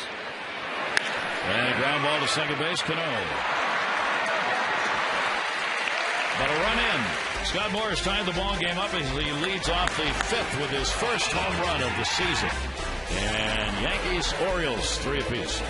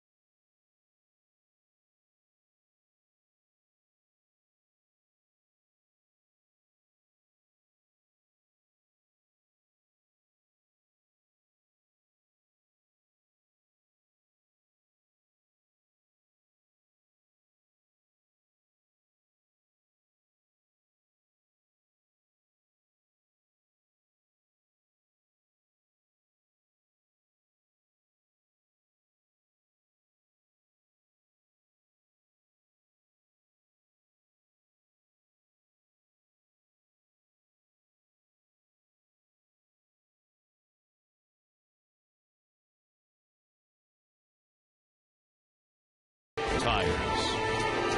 Gary Thorne, Jim Palmer, and Theo Harris here at Camden Yards. Real good ball game. 3-3-0 for the Yankees, who had to come back as the Orioles got the early lead in the ball game. Major league debut for the 24-year-old right-hander. Jake Arrieta's walked a couple and struck out 5. His minor league career, minor league high, 11 strikeouts. There's the line so far in this one. Teixeira, a strikeout victim, and he is grounded out. Orioles have out hit the Yankees 4-3 in the game. Teixeira 4 hits and 11 at bats in the 3-game set. And the 0-1 pitch to it, 0-2. Yeah, pretty nasty stuff. And about as good a curveball as you could throw, and then he comes right back with a changeup. They like to pitch to Teixeira. Take a look at the windup. The one thing, he lands a little bit on his heel, and watch that last little roll. And he actually comes backwards a little bit. You don't see that very often. A very long stride, but then again, a very big guy. But I tell you what, I could see why. I mean, Joe Jordan, who's the head of Orioles scouting, said we had him. He went in the 5th round, which means that's probably about 130th, maybe 135th pitch. Not pitcher, but person pick. He said, we had him 16th. And somehow, because he had a bad senior year, he got all the way, and the Orioles were able to get him. 0-2 delivery, chopped out off his foot that time. And the count on Mark Teixeira will stay at 2 strikes. But big 6'4", 220th. You see that little heel. He lands on the heel. So it's hard to get over your front side. And of course, tonight it doesn't look like he's having any problem. But it's a little bit unusual. I haven't seen too many guys do that. Pretty calm out there on the mound. Once this ball game got going, he got by that first inning with a 1-2-3. And that will just miss outside. It's only his 3rd year of pro ball. Yeah, the Cano double, and then the Granderson triple, and then you got the Jeter double after the walk to Moeller. That's probably really the thing that's really hurt him the most. That one's going to go to the corner. Markakis will try and cut it off here. Teixeira's going to make the turn, and he heads into second base. In with a double. Lead-off double for Teixeira. Well, nice adjustment by Mark Teixeira. Again, the Orioles try to pitch Mark, stay away from his power with changeups. Watch this changeup. But see, it's in the middle of the plate. He pulls it across the plate. If it's down and away, he probably doesn't get to it. But again, the play in front of you. So even if you don't have blazing speed, that's not what Teixeira is about. You get a pretty good idea whether you can make it. He makes it easily. So now the potential go-ahead run is on at second base. The Orioles got a break tonight, and that A-Rod is not playing in the ball game. He started, but came up before he got an at-bat and bunted by Pena, who came on to take his place. Ramiro Pena hitting just .213. A couple of walks. Not a lot of playing time on the season, obviously. He's been a bench player. Well, Joe Girardi, he wants to get Teixeira to third so Cano can come to the plate. With good reason. And, you know, again, if you play, well, you're not going to play your infield in at this point in the game, but it just makes it very difficult to keep the Yankees from scoring. He's been that hot if you can get the runner to third. Draws one again. Good bunt. Plays it first. Leaders up. And we'll get him. Well, he should have been out anyway. I mean, he's not even close to that 45-foot line. He's running about 2 feet on the infield grass. So any throw that hits him, I mean, it's a great bunt. But he's well inside the line, so any interference. Well, with Rodriguez out, you get your cleanup batter laying down a sacrifice. Yeah, man, you don't see that very often in the American League, giving you out, especially a team like the Yankees, unless you're late in the game. You might see Gardner do it, you know, but again, but you got to do what you got to do. And what you got to do here is walk Cano. So it'll be an intentional pass with Jorge Posada waiting on deck. This will be the 3rd intentional pass he's received this year, and 2 of them have come in this series. Well, the danger, obviously, of doing this is you have a young pitcher and you got a guy that hasn't been swinging well, Posada coming up, double play candidate if you can get him to throw a ground ball. And again, he doesn't throw very many ground balls. I mean, you think back, he's got 2 tonight. And they were the first batter, and then again back in the 4th. So, 1st and 3rd, Rick Kranitz will visit the mound. On Sunday, the first 10,000 kids 14 and under at the Orioles-Mets Interleague game are going to get the reversible Orioles floppy hat. This kid-sized version of the popular O's floppy hat is a big hit with the families all over Birdland, so we hope you won't miss out. That's Sunday. Get your tickets in advance, 888-848-BIRD, to go to Orioles.com. And it's probably, I'm sure Rick Kranitz is saying, first of all, Cano doesn't run very well. This is what we want to do. You know Posada's not going to be squeezing. I mean, he's trying to get a ball with 1 out into the air. So don't just keep doing what you're doing. He's been pitching extremely well. And if you're Juan Samuel and you're managing the club, you're looking, well, we're 2-35 if we score 3 runs or less. We can't afford to give up another run, even if it's only the 6th inning. So the infield will look for the ground ball double play. Teixeira is the lead runner at third. Cano's on at first. Jorge Posada has struck out and has flied out. Arrieta will have to keep an eye on Cano. Pitches up high for a ball. Cano's got a couple of stolen bases, and he always challenges the pitchers by trying to get a big secondary lead, and if you let him, he'll take off. Well, you got a guy that really knows how to hit, and as you mentioned, though, he came in 3 for his last 26 since coming off the DL. He's looking for a ball in the air or a ball to hook into right field. And we saw the Yankees do that last night when Cano was up. He bounced one over Wigington's head. You don't see too many high choppers here, but Cano with a lot of topspin got it into the right field for another run for the Yankees. 1-0 delivery. Jorge Posada will take the pitch down low, so Posada gets the count his way. Count goes 2-0. You have Granderson waiting on deck. First and third, one away. Yeah, Frank Mata getting loose for the Orioles in the bullpen. Seesaw ball game through the first 5. 2-0 delivery. Off the end of the bat, foul. 2-1. Well, terrific pitch. That was your double play ball. You know, a little two-seamer. If he tries to roll over, maybe you get a ground ball. Arrieta had made all of his starts in the minors, all his appearances as a starter. The last time he did come out as a reliever in his last game just to be available for the Orioles. Throw over and almost got away. Wigington had to put the glove down to get that one. They are keeping an eye, obviously, on Cano over there. Wigington holding the bag, so Posada gets that room between first and second for a ground ball, but he wants the fly ball. And he's a fly ball pitcher. I mean, 6 ground ball double plays in 73 innings from the minors. That's popped up. That is not very deep. Come on and get it at him. Jones is coming over, tagging up his Teixeira. He makes the dart. He's not going. The runner's going to second. Throw by Wigington, and not in time. Good heads-up base running by Cano. They got the cutoff man. But Cano with the speed gets in. Well, I wonder if he left too early. So let's take a look. You're trying to get the double play ball or a pop up, maybe a strikeout. 2-0. There's a good pitch. 2-1. And then a good fastball. And here comes Jones. Stronger arm. He takes it.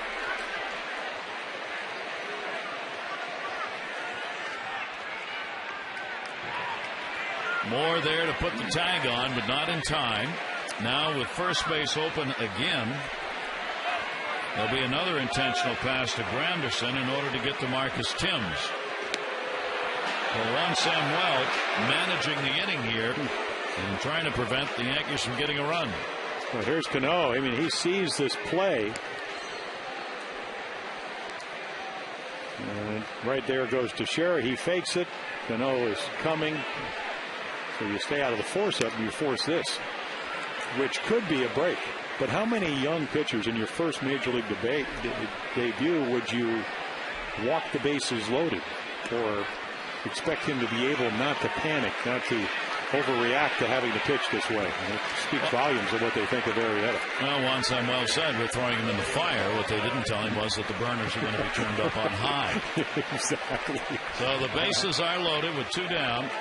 Teixeira, who led it off with a double, the lead runner. Cano, an intentional pass at second, and Granderson, an intentional pass, is on at first. And Marcus Timms, who has lined out and struck out, stands in. First ball foul for a strike. Yeah, high slider that just was far enough away to get it by him. That's a pretty good number there, wouldn't you say? Six home runs with the bases loaded and a .531 average. You wouldn't think that of Marcus Timms with the bases loaded. The delivery to him and a ground ball foul. Arrieta gets ahead on the count. 2 strikes. 2 for 6 with the bases loaded for him this year. And the stuff still very, very good. 93, 94, 95 all night long. Ball game tied at 3. We're in the 6th inning. Yankees have loaded him up with 2 down. I think he's also going to find that sometimes you don't want to be pitching from a windup with speed. Not that that's the case now, but he did it earlier. We're pitching from a windup with a runner at third. Here's the 0-2 delivery on the way. That'll be outside. 1 ball, 2 strike count on Timms, the number 8 hitter. Arrieta really not only having to face the Yankees, but some tough situations in the game. 1-2 delivery and swung out and missed. He got him. 6 strikeouts in the ball game, and Juan Samuel's confidence in the young starter pays off. It's still 3-3.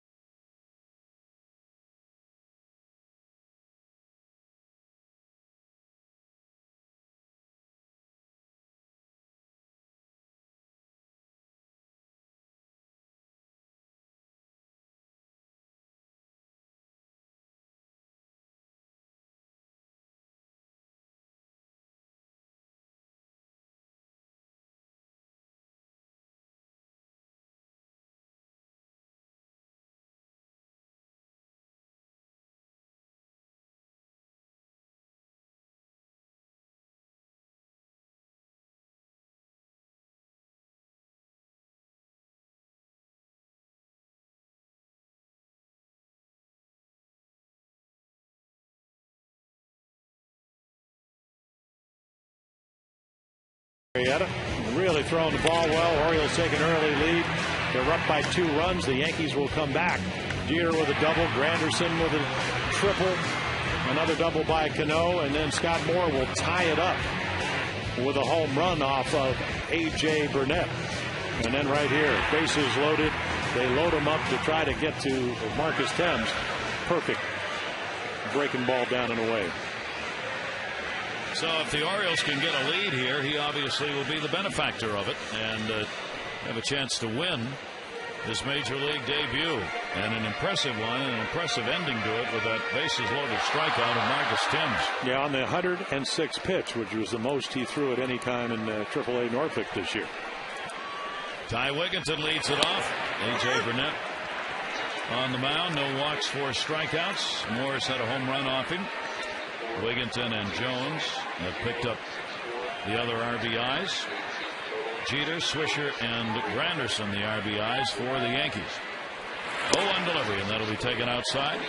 Still looking for that first home run by a first baseman for the Orioles as they continue to wait on that one. Home run by Garrett Atkins, of course, came when he was DHing. And Wigginton hasn't had any of his while playing first. Jeter makes the throw. Wigginton is retired. 1 away. This summer, the kids could learn how to play like the pros from the pros. It's the Orioles summer baseball camps.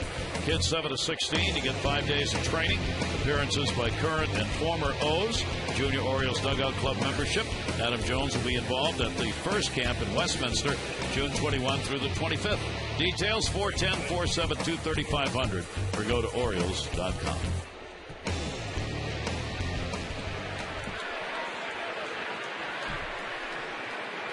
Here's Luke Scott. Hit by a pitch, and he is struck out. 27,064, 2706-4. The announced attendance tonight. Boy, what a great night to be at the Yard. Boy, it looked like it was going to be a little bit humid, and then it cleared out. Mid-80s. Perfect night to pitch. Watch a game. That one high in the air. Back up Swisher. Near the wall. At the wall. Up and can't get it. Yeah, and can't find it. Scott's going to make the turn. He'll head to third, and he'll be stopped there. It'll be a triple on a night where the ball is carrying a 3-bagger. Yeah, Luke Scott again on Sunday. He didn't run. He didn't run on this ball either, but he gets lucky because Swisher doesn't know how far it's going to carry. And right here, he's going back. He's going to jump. Not a real tall guy. Ball off the web of his glove, and that's, right here, he thinks he popped it up. You just can't do that. Not in a tie ball game. Right now, okay. It's going to be a double. Well, am I going to? Yeah, there we go. Now I'm all the way to get to third.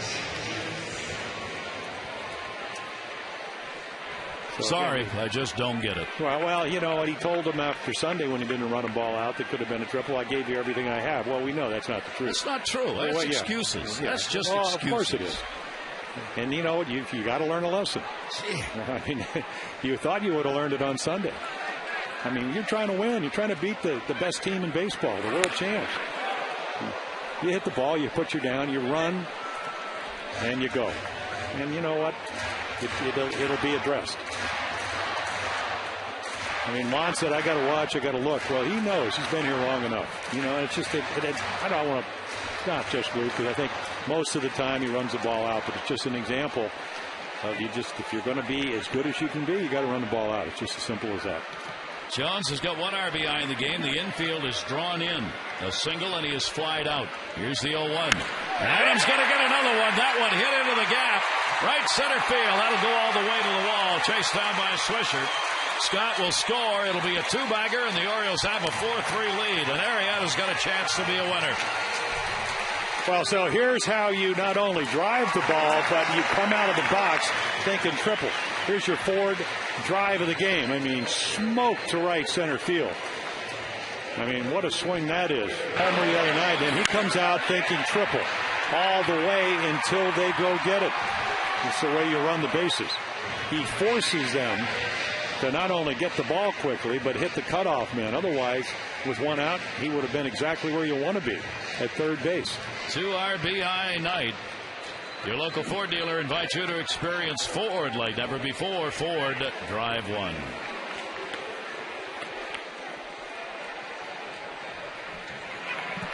Juan Samuel having a word with him. And, you know, you're not doing it to show up loose, Scott. You're just saying, you know what, hey. I mean, why is he even arguing with him? See, he said you threw the bat and you didn't run, and he's arguing with him. I mean, give it up. Well, see, he knows. That's just an excuse. Of course it is. God, that's brutal. That's just brutal. Here's Matt Wieters. Well, I think Luke will, when he watches the film, he will understand, hey, you know, Juan's doing exactly what he's supposed to do. Exactly. You know, and you didn't run. And it doesn't mean you got to come out of the game. You just have to have team rules, and you got to police yourself, because that's how you win games. And it's just so simple. Orioles will try and add to it now as they've got the 4-3 lead.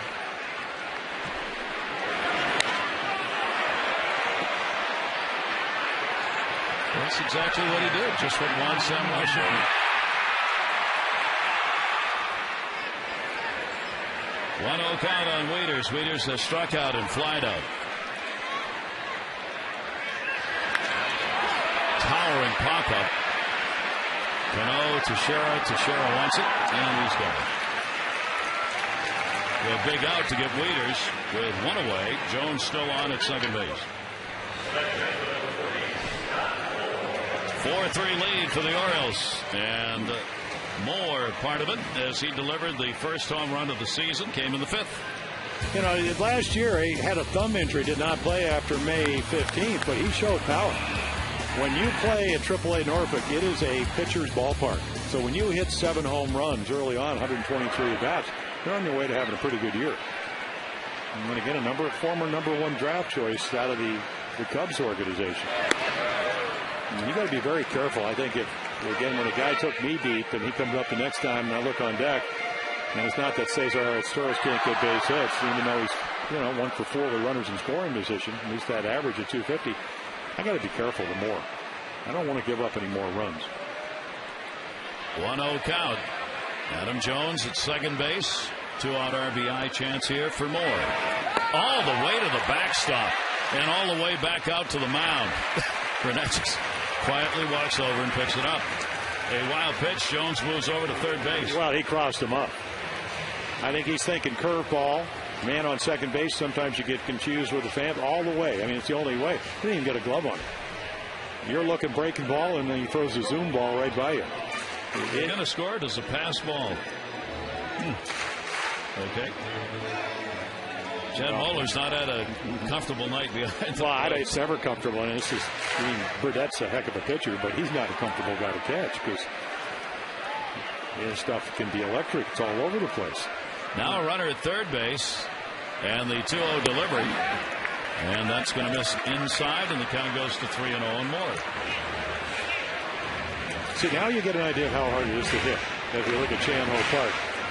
Moeller, now they're going to walk Scott Moore to pitch to his Torres. He couldn't catch something, not knowing what it was, with a big glove. No. And you got to go up there and hit when you don't know what they're throwing with a real narrow little bat. It's just an amazing game. I mean, Moeller talks with him now. Well, he's going to go home and talk to himself after the night because, I mean, being critical, it's just one of those nights. I mean, he's diving. Looks like he's a hockey goalie. And the Stanley Cup's over. Congratulations to the Blackhawks. First time in, 49 years? Great job. He thinks he's a goalie tonight. 2 down. Runners on at first and third. Here's Torres, who has lined out and grounded out. Torres 3 for 22 lifetime off A.J. Burnett. This is a big at bat here. The Orioles have gotten a run in and have retaken the lead and have a chance to add to it. Pena is in at third base. And as Torres went around, according to the home plate umpire, Holbrook calling the strike. Yeah, he's been really very affirmative in calling those pitches. A lot of times you look down to get help, but tonight, mainly because he's doing a nice job, he's been able to see. He's just watching how far the bat travels. As Torres 250 with runners in scoring position this year. Off first and third, the runners. Fouls it off, and Burnett ahead on the count, 2 strikes now. Now the Orioles have gotten to a critical mark. That's 4 runs scored in a ball game. If they don't get to that, their chances of winning a ball game are just about zip. Well, 4 to 5 runs, they're 8-2. Under that, they're 2-35. 6+ runs, they're 6-6. 0-2 delivered. It's Torres. Close. No. Corey Davis in third. Burnett wanted the call, didn't get it. Well, you can see how they're trying to pitch him. Just big bender after big bender. He's kind of in a world of his own out there on the mound, A.J. Burnett. To his credit, he takes the ball game just kind of very calmly. Not much emotion. Well, he's my type of guy because when he pitched his no-hitter, he walked as many guys as I did in mine, 9. And it didn't bother him. No. It's a no-hitter. No. Here's the 1-2, runner going, and a check swing again. Again they look, and again the answer's no. And again Burnett just kind of stares down there, and a stolen base recorded as Moore took off on that. No throw was made. So now they're at 2 in scoring position. Again, we told you that's one of the things he doesn't do well. He came in with 13 out of 16 attempts. He stole a couple bases tonight. Patterson, after singling, stole in the first. Moore is 2 for 2 in the season. Now a base hit and a couple of runs. There's Torres, 2-2 count. And he is gone. 5 strikeouts picked up by Burnett. But the Orioles on the Jones double get the go-ahead RBI. Arrieta's got a chance to be the winning pitcher.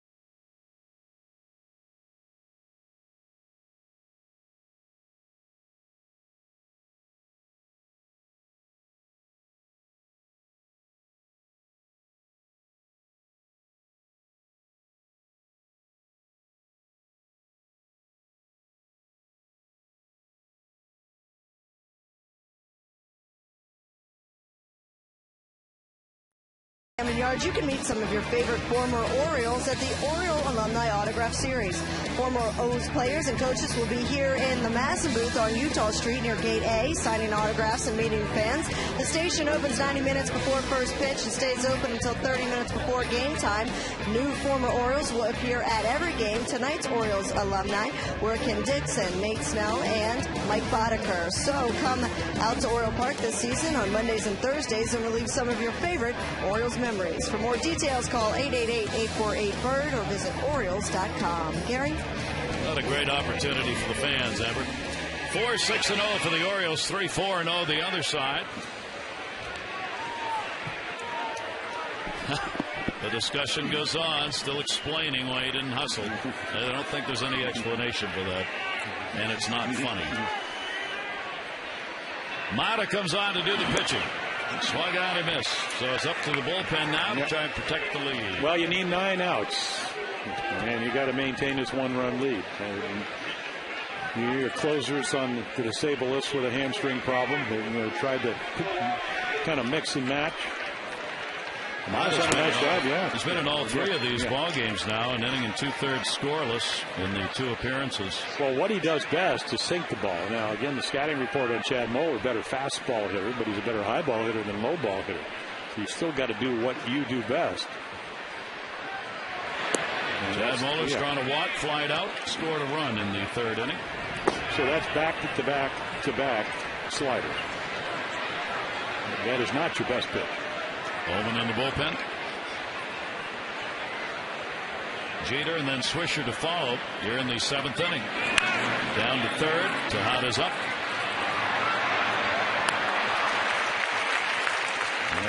on the money with that one.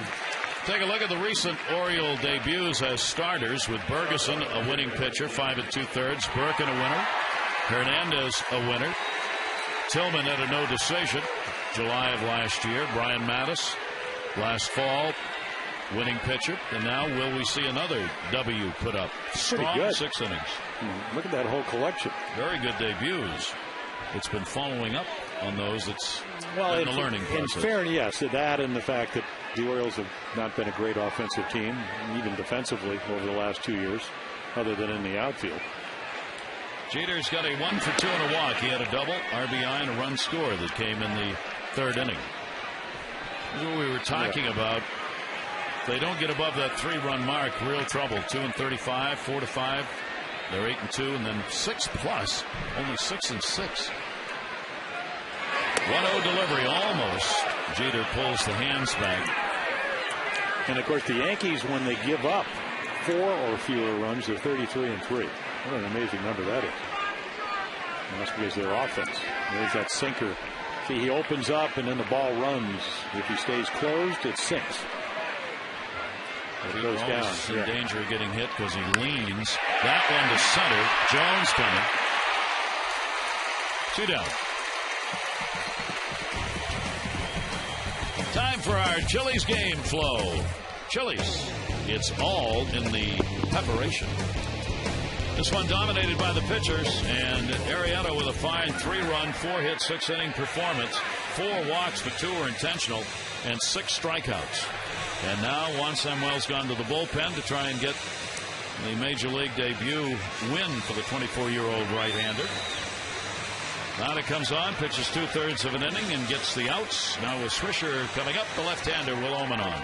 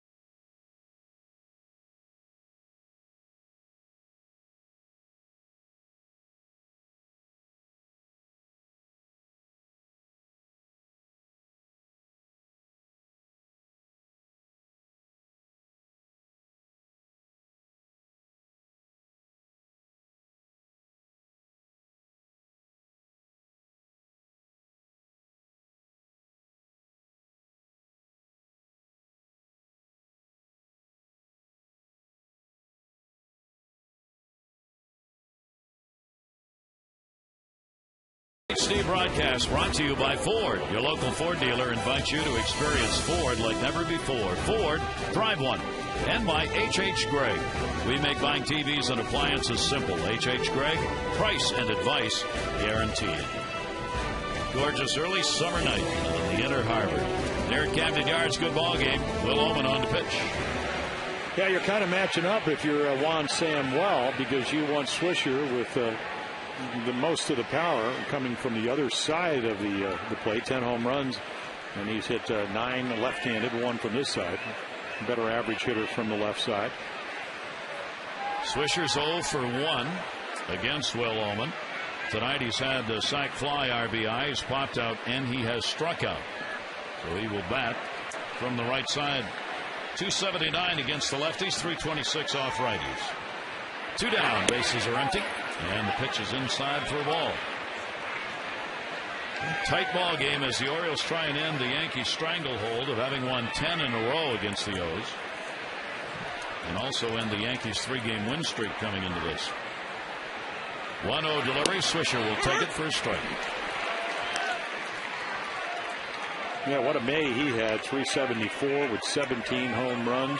He drove in 17. Guy waiting on deck. He hit 3 home runs in one game. Teixeira drove in, I think, 25 and 29 games. Good slider right there, inside corner. And ahead on the count. 1 ball, 2 strike count from Will Oman. Well, that's what Kevin Long said. That 1-1 pitch. If it goes 1-2, it favors the pitcher. If it goes 2-1, the Yankees are happy about that. Left-handers are at 194 mark off Will Oman. Right-handers 270. 1-2, and he dances away. 2 ball, 2 strike count. Yeah, hard slider, trying to get him to swing over it, but it's just a little bit too inside. Great tilt. It almost hits him. Will Oman, all kinds of shoulder, elbow problems. And again, gets over the front side, heading downhill. Going north and south. 2-2 delivery, Swisher, and that'll miss down low. Yeah, the one pitch that I'm surprised, in your early 30s, he doesn't really turn the ball over. So it's, maybe a little bit of a two-seamer, but no changeup to go with it. And then that hard slider. And Mark Teixeira waiting on deck. Oman wants to finish this off right here. 3 ball, 2 strike delivery. And walked it. Well, that's what Nick is about. Strikes out a lot, walks a lot, hits a lot of home runs. And now Teixeira, he's actually this year hitting better from this side of the plate. Traditionally every year, and we're talking about a guy that hits anywhere between 30 and 40 home runs. Led the American League in runs batted in. He gets so many more at bats, he hits home runs from the other side. But he's strong either side. 5 left-handed, 4 right, 9 total for Teixeira home run wise. A double, 1 for 3 in the ball game. Runner at first base, there are 2 away. And he'll take the pitch outside for a ball. Yeah, he was saying he thinks he's got a more level swing from this side of the plate. He's faced Oman only once, gone 0 for 1. They'll hold the runner at first. Swisher, Wigginton on the bag. Short lead. Swisher not a base stealer. 1-0 delivery to Teixeira. Pretty good uppercut on that one. I guess it is. Well, there's your home run swing. Good velocity, but in the middle of the plate. Will Oman can be usually from 87 and that pitch at 92, but it stayed up. Orioles have the lead 4-3. We're in the 7th inning. Will Oman trying to end it. They're getting Teixeira get out of the inning. 1-1 delivery to him. He missed down low and a 2 ball 1 strike out. Mark Teixeira gets roundly booed each time he comes to the plate, so close to his home, and so much discussion about him maybe coming to the Orioles a couple of years ago. 2 ball 1 strike count.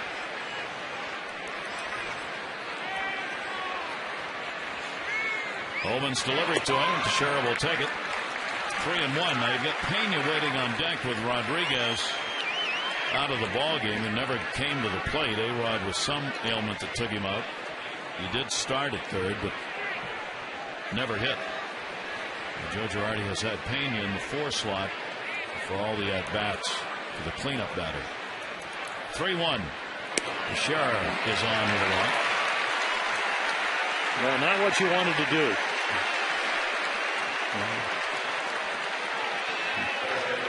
Pena's going to be called back. And you got Kevin Russo. You got Cervelli, who last night got the hit off of Oman. They should have pitched around him with first base open and pitched to Russo on deck. They didn't. He hit a single up the middle for the 4th run. And the reason, of course, you wanted to pitch around him. He's hitting lefties coming into last night at 357, and he was hitting 452 with runners in scoring position. So now you don't have any place to put him. He's 2 for 2 off Will Oman. And you have nobody up in the bullpen to bring in. Granite's will go out on how they want to work to Cervelli. This copyrighted telecast presented by authority of the Orioles may not be reproduced or retransmitted in any form, and the accounts and descriptions of this game may not be disseminated without the express written consent of the Orioles. 4-3 O's lead, 7th inning. Yankees have runners on at first and second after a couple of quick outs by Frank Maddox. Now Cervelli will pinch hit, and Will Ullman will pitch to him. So if you're Joe Girardi, you got the matchup you want.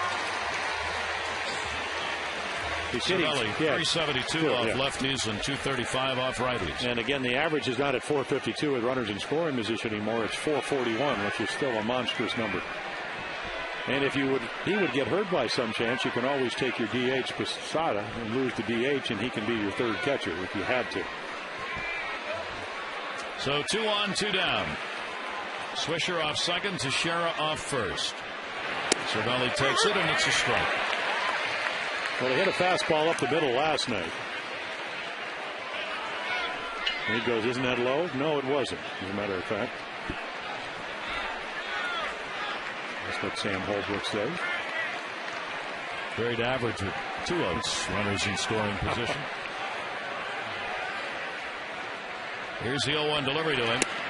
And he's ahead of him 0-2. I want to start humming that song Against All Odds right here when you see these numbers. I mean, that's what it's going to take to end this 10-game winning streak for the Yankees. Get a guy up there that the opposition wants in Joe Girardi and have Will Ullman make a pitch. That's what it's all about. 2 really good sliders. Here's the 2-strike delivery, and Cervelli will get just enough to keep the at-bat alive. Well, they don't play him very deep, especially Adam Jones in center and Nick Markakis in right. So again, anything, even though you have pretty good speed, with 2 outs, Swisher will be running on the pitch. Cervelli's had a tough June, 3 hits and 24 at-bats. He's hitting 125 in the month of June. Ullman would like to lower that a couple of points right here. 0-2 the count. Runners off first and second. Cervelli takes it inside, 1-2.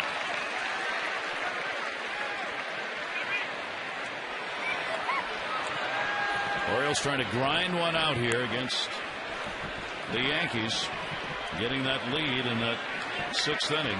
And the RBI by Jones. Yankees with Swisher and Teixeira on. And Cano waiting on deck. Burnett hoping for runs on the bench. Here's the 1-2 delivery. Cervelli will foul it off.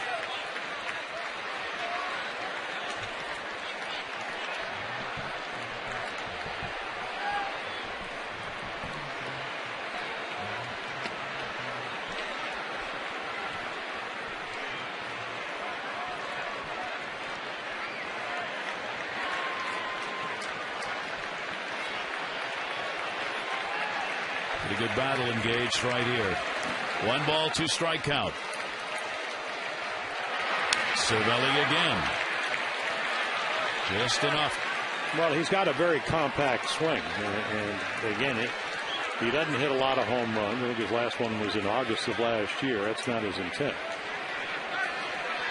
Going to keep throwing him sliders. It's fine as long as you keep the ball down, but nothing away as far as hard stuff. Last night, again, the fastball he hit up the middle for the 4th run was up, and it was in the inside middle of the plate. Here's the 1-2 delivery to him outside. Cervelli won't reach on a 2-ball, 2-strike count. Cervelli against the Orioles this season has had some big RBIs. He's got 3 of them, hitting .273 against the O's. This is the man that Will Ullman's got to get. 2-2.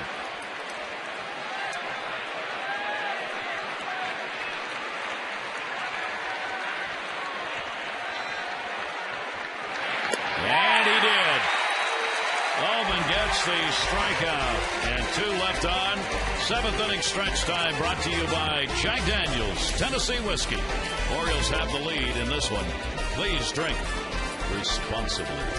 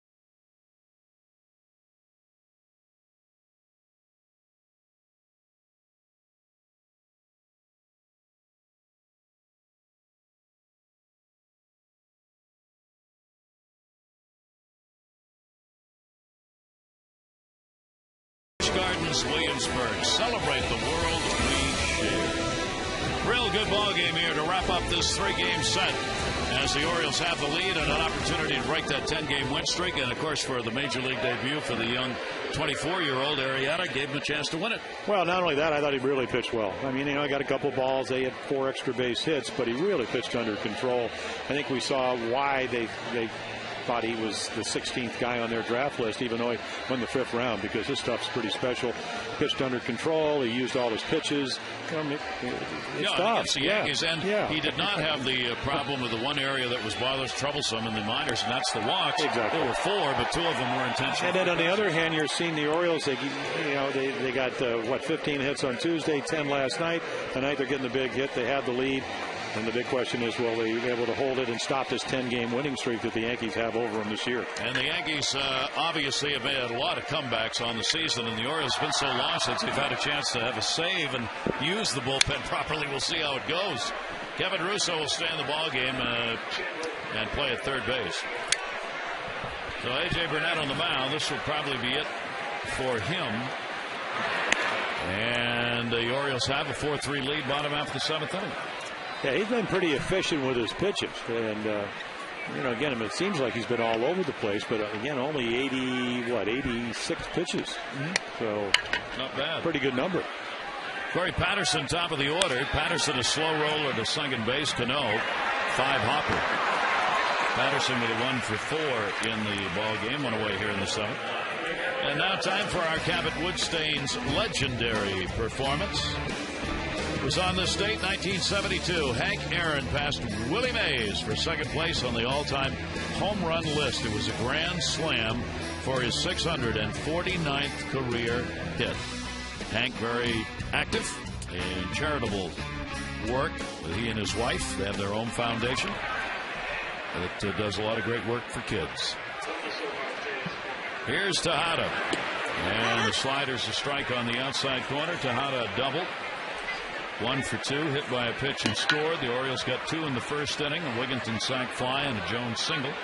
Adam Jones added another RBI in the 6th, and in between, Scott Moore picked up his first home run of the season. Those are the 4 for the Orioles. Granderson, Jeter, Swisher with RBIs for the Yankees. 1 ball, 1 strike count.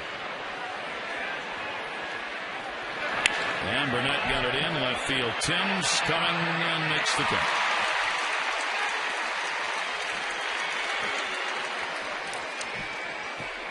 Take a look at the baseball history that has gone on. The month of June is always a busy month in baseball with a lot of records being broken, big games being played. You kind of get to the number of at-bats and innings pitched. 1921, Babe Ruth, 120th home run, took the all-time home run lead, and we'd hold it for over 70 years. Joe Nuxhall, the youngest ever to pitch in the majors, ever to play at the age of 15 in 1944. And Marcus Timms is playing here tonight, the 17th player to hit a home run on the first pitch seen in his major league debut. All in this state. There's Timms of the Yankees. I'm betting it was a high fastball. Pretty good chance. Double barrel action with Marte and Park. Yeah, Park has had hamstring problems, and then the only lefty in the bullpen, Marte.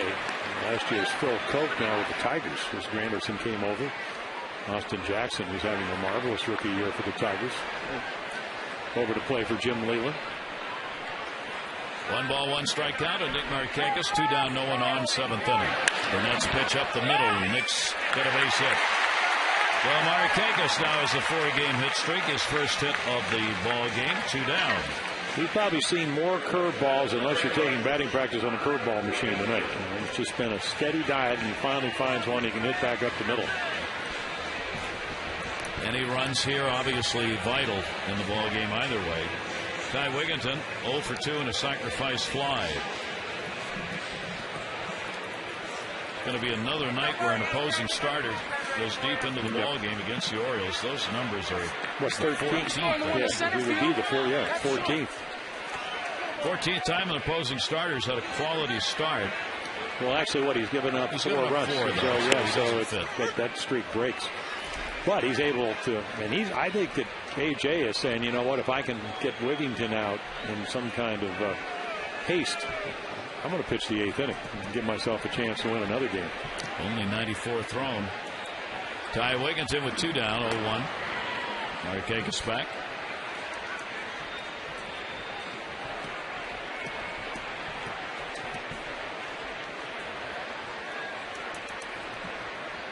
Interleague play tomorrow as the Mets come to town for the weekend series. First of 3. 0-1 delivery. And that's going to be to center. Granderson is very deep. He'll have to play it on a hop. Markakis will stop at second. 2 on and 2 down. Well, that's probably pretty good baseball. You know, you got a guy that's got power. He's got certainly home run and double power, so you play a little deeper, especially with 2 outs. And then the ball knuckles. And that will be it for A.J. Burnett. He's going to be coming out of the ball game. No, he's not going to get a chance to be the winning pitcher in this one and could be the loser, as Burnett will exit responsible for the 2 base runners. Damaso Marte is going to come on to do the pitching. Luke Scott will be coming up 2 away and 2 on, and the Orioles up by 1.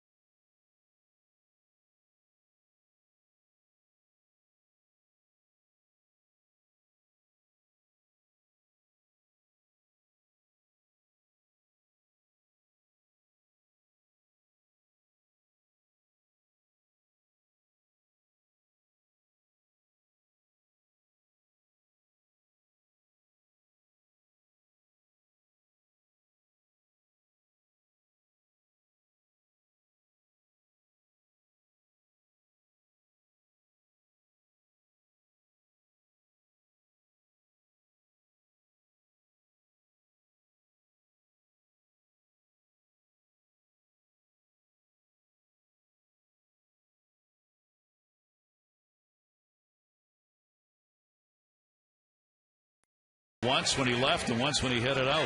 Oops. Oops. Apparently not happy. No. Well, Marte comes in, and he's actually having a pretty good year. As always, ever since he came over from the Pirates, he's had really good stuff. You can look at the numbers. He made the walks a little bit high, but hadn't given up a run in his last 7 appearances. So, again, if you're the only lefty out there, it's a matchup situation. Orioles trying to add runs. You got lefty versus lefty.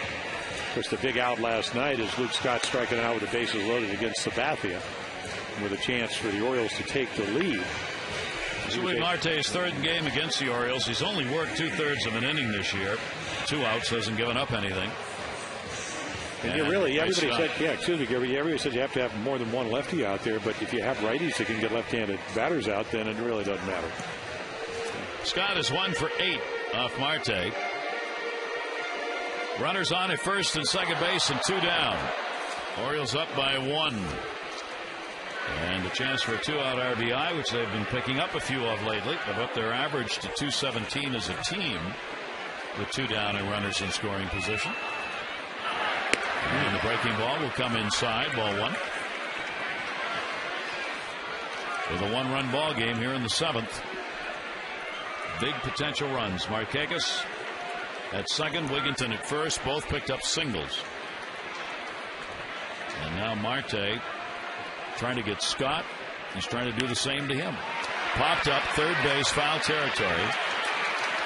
And that will be handled. Russo came over to get it. So Marte gets the job done. The Orioles no runs on a couple of hits. 2 are left on base. The O's continue on top after 7. 4-3.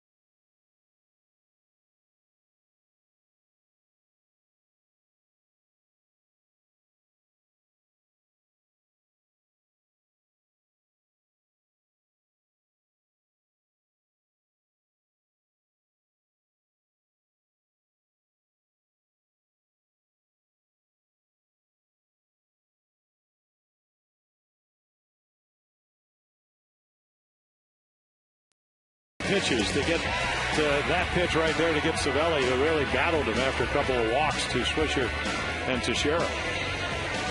So there's 4-8-0 for the Orioles, 3-4-0 for the Yankees. Will Oman will stay on to face Robinson Cano, who has never in 3 at-bats gotten a hit, even though he wears out lefties. 350 on the year. 390 against righties, though, so he might as well have a left-hander against him. 0 for 3 off Oman. He's doubled 4-game hit streak when he did so in the second. He has also grounded out and drawn an intentional pass. So his multi-game hit streak, 9 consecutive multi-hit games here at Camden Yards could come to an end here. We'll see. And then the Orioles have action in their bullpen. It's matchup time. Yep. Cano leading the majors with that average. Here's the 1-0 delivery to it. 1 ball, 1 strike. Yeah, David Hernandez, I can kind of tell from the windup up here. And of course, former starter, so it's not like he may close the deal, but it doesn't have to just be 1 inning if he's able to get the Yankees out. Ron Samuel saying today, pregame, that's who he wants in there as the closer. That was going to be the progression. 1-1 delivery on the way, and that's a good strike on the outside corner. 1 ball, 2 strike count on Robinson Cano. See, again, that 1-1 pitch, they want it to go to 2-1. Now Oman can get the best hitter in baseball to maybe chase. And even when he chases, he's usually able to make contact. 1-2 delivery to him, and Cano will foul it away. Count will stay at 1 ball and 2 strikes. Certainly he is going to be at the All-Star game this season. He almost can't help but have the numbers to get there. He would virtually have to come up with zeros for next month and a half. Well, not likely to happen. And he's really turned himself. He doesn't run the bases, as far as stealing bases, but he's turned himself into a really good defensive second baseman. Here's the 1-2 delivery on the way, and he'll take it outside. He leads Dustin Pedroia. He's got 1,000,003 votes. Pedroia's got 725,000. Right now, Morneau's at first, Cano's at second, Longoria's at third, Jeter's at short. Mauer's doing the catching, Vladimir Guerrero's the DH. Outfield as Ichiro, Nelson Cruz, and Carl Crawford. A ground ball towards second base. Moore's got it. Cano is retired. An enormous out. 1 down.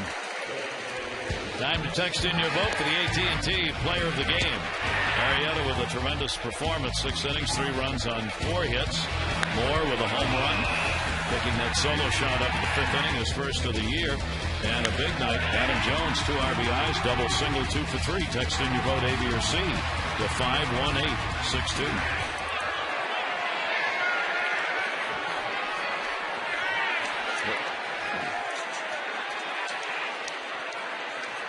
Jorge Posada is 0 for 3 in the ballgame. He has struck out and flied out twice. And a great pitch down and in. No chance on that one. Well, the one thing about Will Oman, when he's on his game, he does not give in. And when you talk to him, he's got a pretty good idea of what he wants to do. And that's experience. Again, the elbow, the shoulder problems. He is healthy this year, and ball coming out of his hand most of the time very, very good. Every once in a while he'll get a slider up like that. But he finishes his pitches. You got to figure Park, he's been up now 3 times, so he's coming in. Posadas had an 0 for 3 tonight and 0 for 8 in the 3 games. And you really have to stay down in the strike zone to him from this side. That'll go to short. Big 1 hop. He'll stir us up. Oman gets it done. 2 down. Yeah, high slider, and you get away with it. Hits it right on the nose, but right at your shortstop. Part of the game. And propels him into short left, gathers his feet. That's the one thing in common all infielders have that are any good. They get the fast feet, the agility to get the feet under it. Curtis Granderson, 2 down, nobody on. He's got an 0 for 5 lifetime off Will Oman. Orioles with a 4-3 lead. Oman with a chance for the 1-2-3 inning. Granderson has tripled and picked up an RBI in the 2nd inning. 0-1 count on him with 2 away. He has struck out and drawn an intentional pass since. And a check swing. Did he go? Yes. Jerry Davis.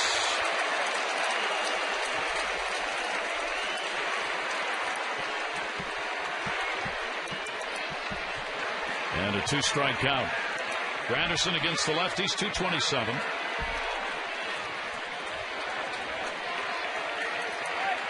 Ullman with the 0-2 delivery. And Granderson is gone. He went around. Ullman retires the side in order, gets his second strikeout, and a fine job in an inning and a third out in relief.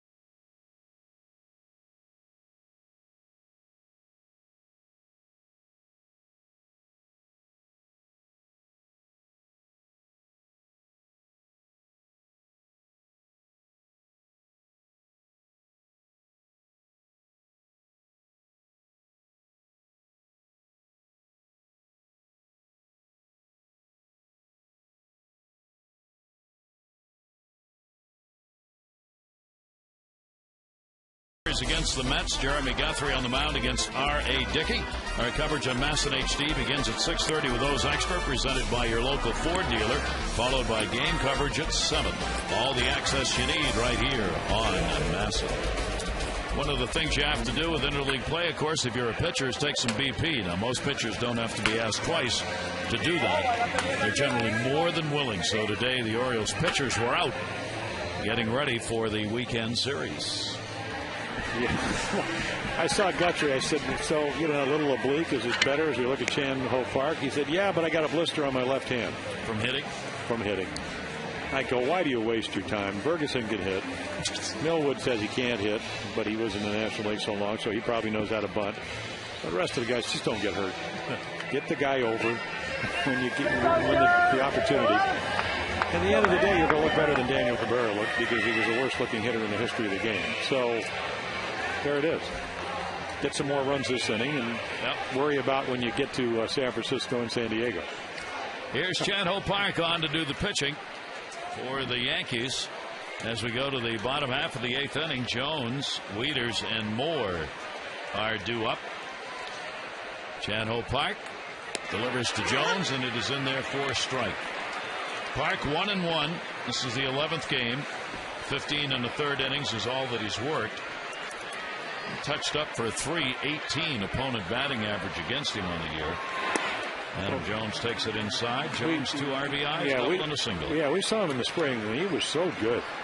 Great sinker, great movement, really good overhand curveball, great changeup. Pitched with the Phillies last year and hurt the hamstring. There's that hook that we talked about. I mean, it just never stopped biting. But he missed 30 games, and then not a lot of rehab to get him back. All those drop and drive guys, where you kind of drop and then drive towards the mound. There you go, right there. There's the changeup.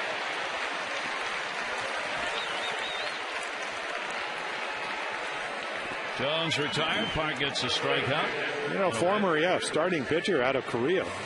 First Korean that ever pitched for the Yankees, and you can see the spin on that changeup as it tumbles over. Joe Girardi was really excited when he was signed as a free agent in February of the offseason. And when he saw him in the spring, he got even more excited. He really liked what he saw from Chan Ho Park.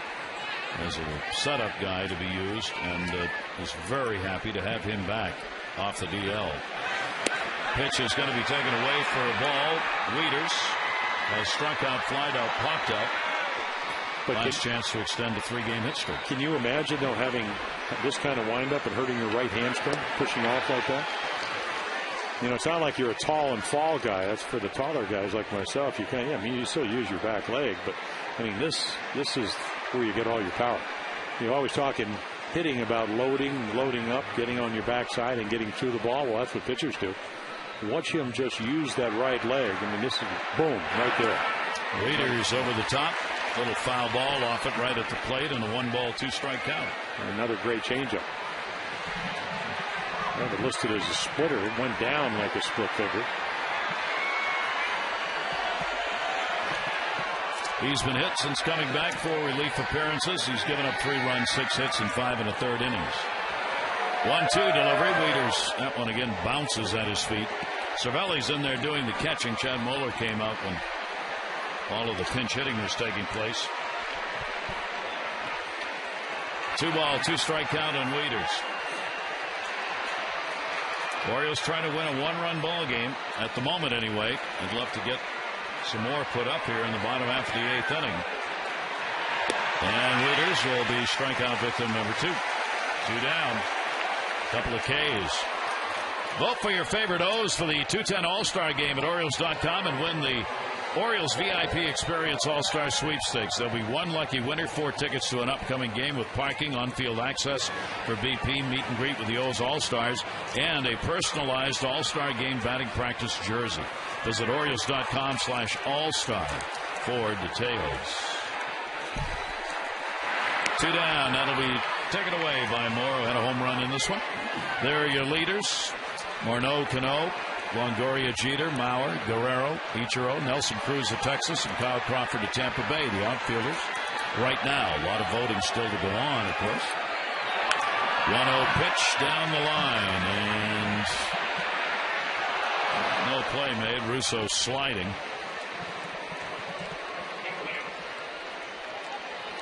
Yeah, trying to get to it, and then the rubberized surface here. And he goes down. That's not comfortable. 1-ball, 1-strike count.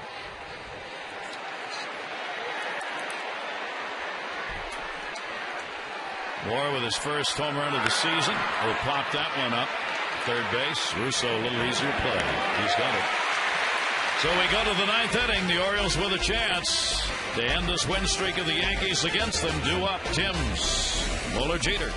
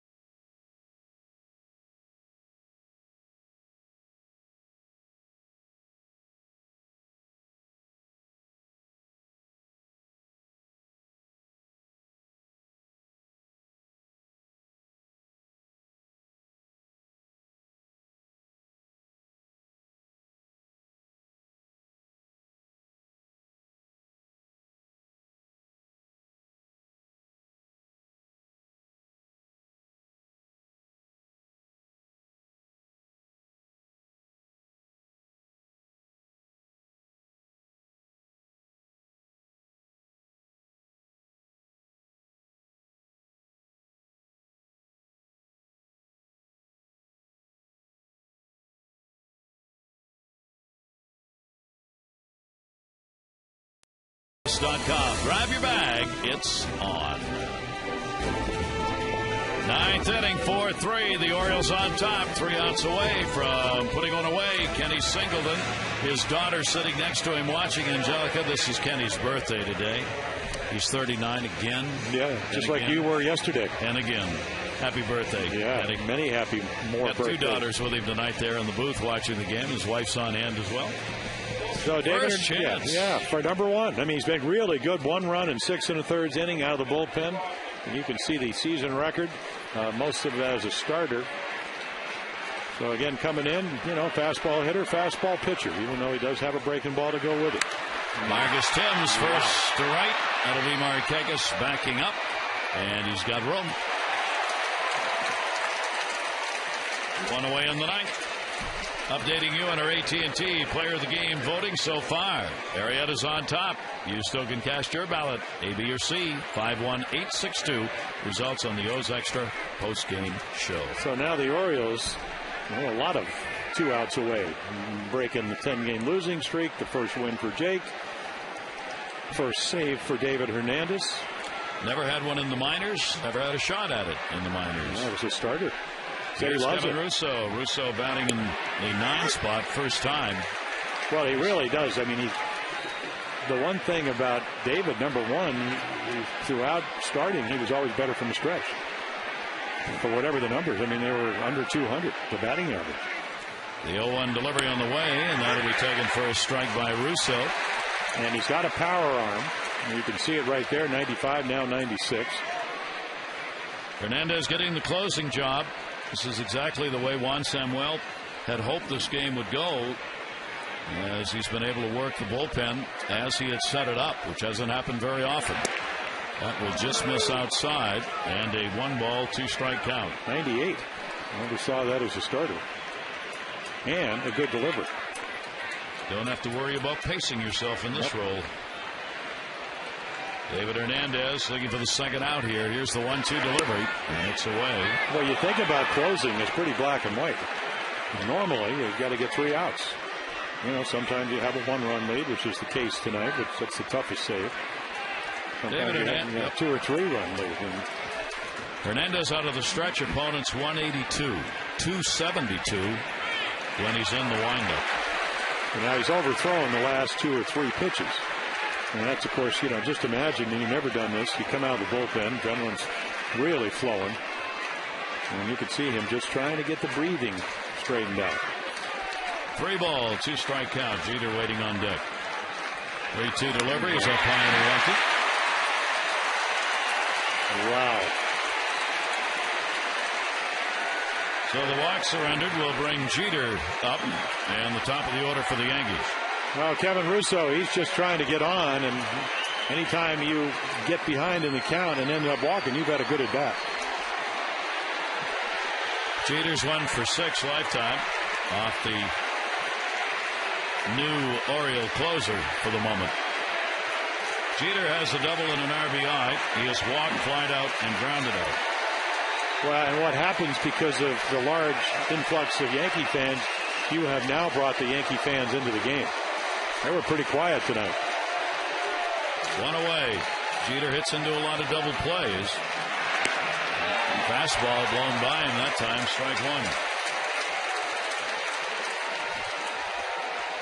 1. We are in the 9th inning. The Orioles looking to avoid the sweep and end the 10-game win streak that the Yankees have against them. Jake Arrieta watching, hoping. In his major league debut, 3 runs, 4 hits over 6. He could be the winner. 0-1 count. And Jeter in the air to right field. Nick Markakis in place. 2 down. Unbelievable velocity. Never seen this from David Hernandez. 96, 97, 98. 1 out away. Well, this would be a good test. One of the better fastball hitters in the league, and Nick Swisher. Swisher's had a walk, struck out, popped out, and a sacrifice fly. 10 home runs, 9 of them hitting left-handed, as he's going to step to the plate left-handed. He's 1 for 5 off Hernandez. The 1 hit, a homer.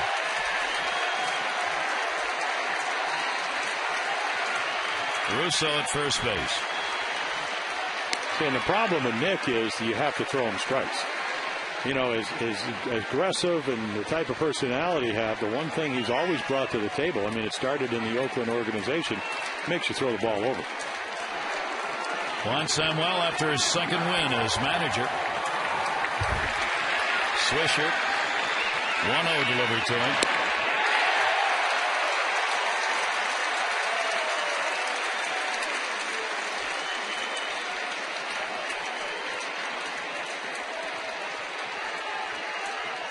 Fifth time out of the bullpen for David Hernandez. First time as a closer.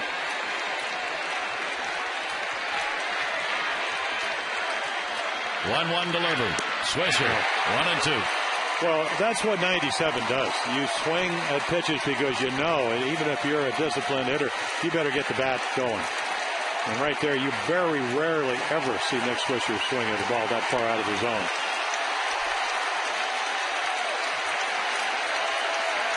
Now the Oriole fans take charge. Well, they're on their feet.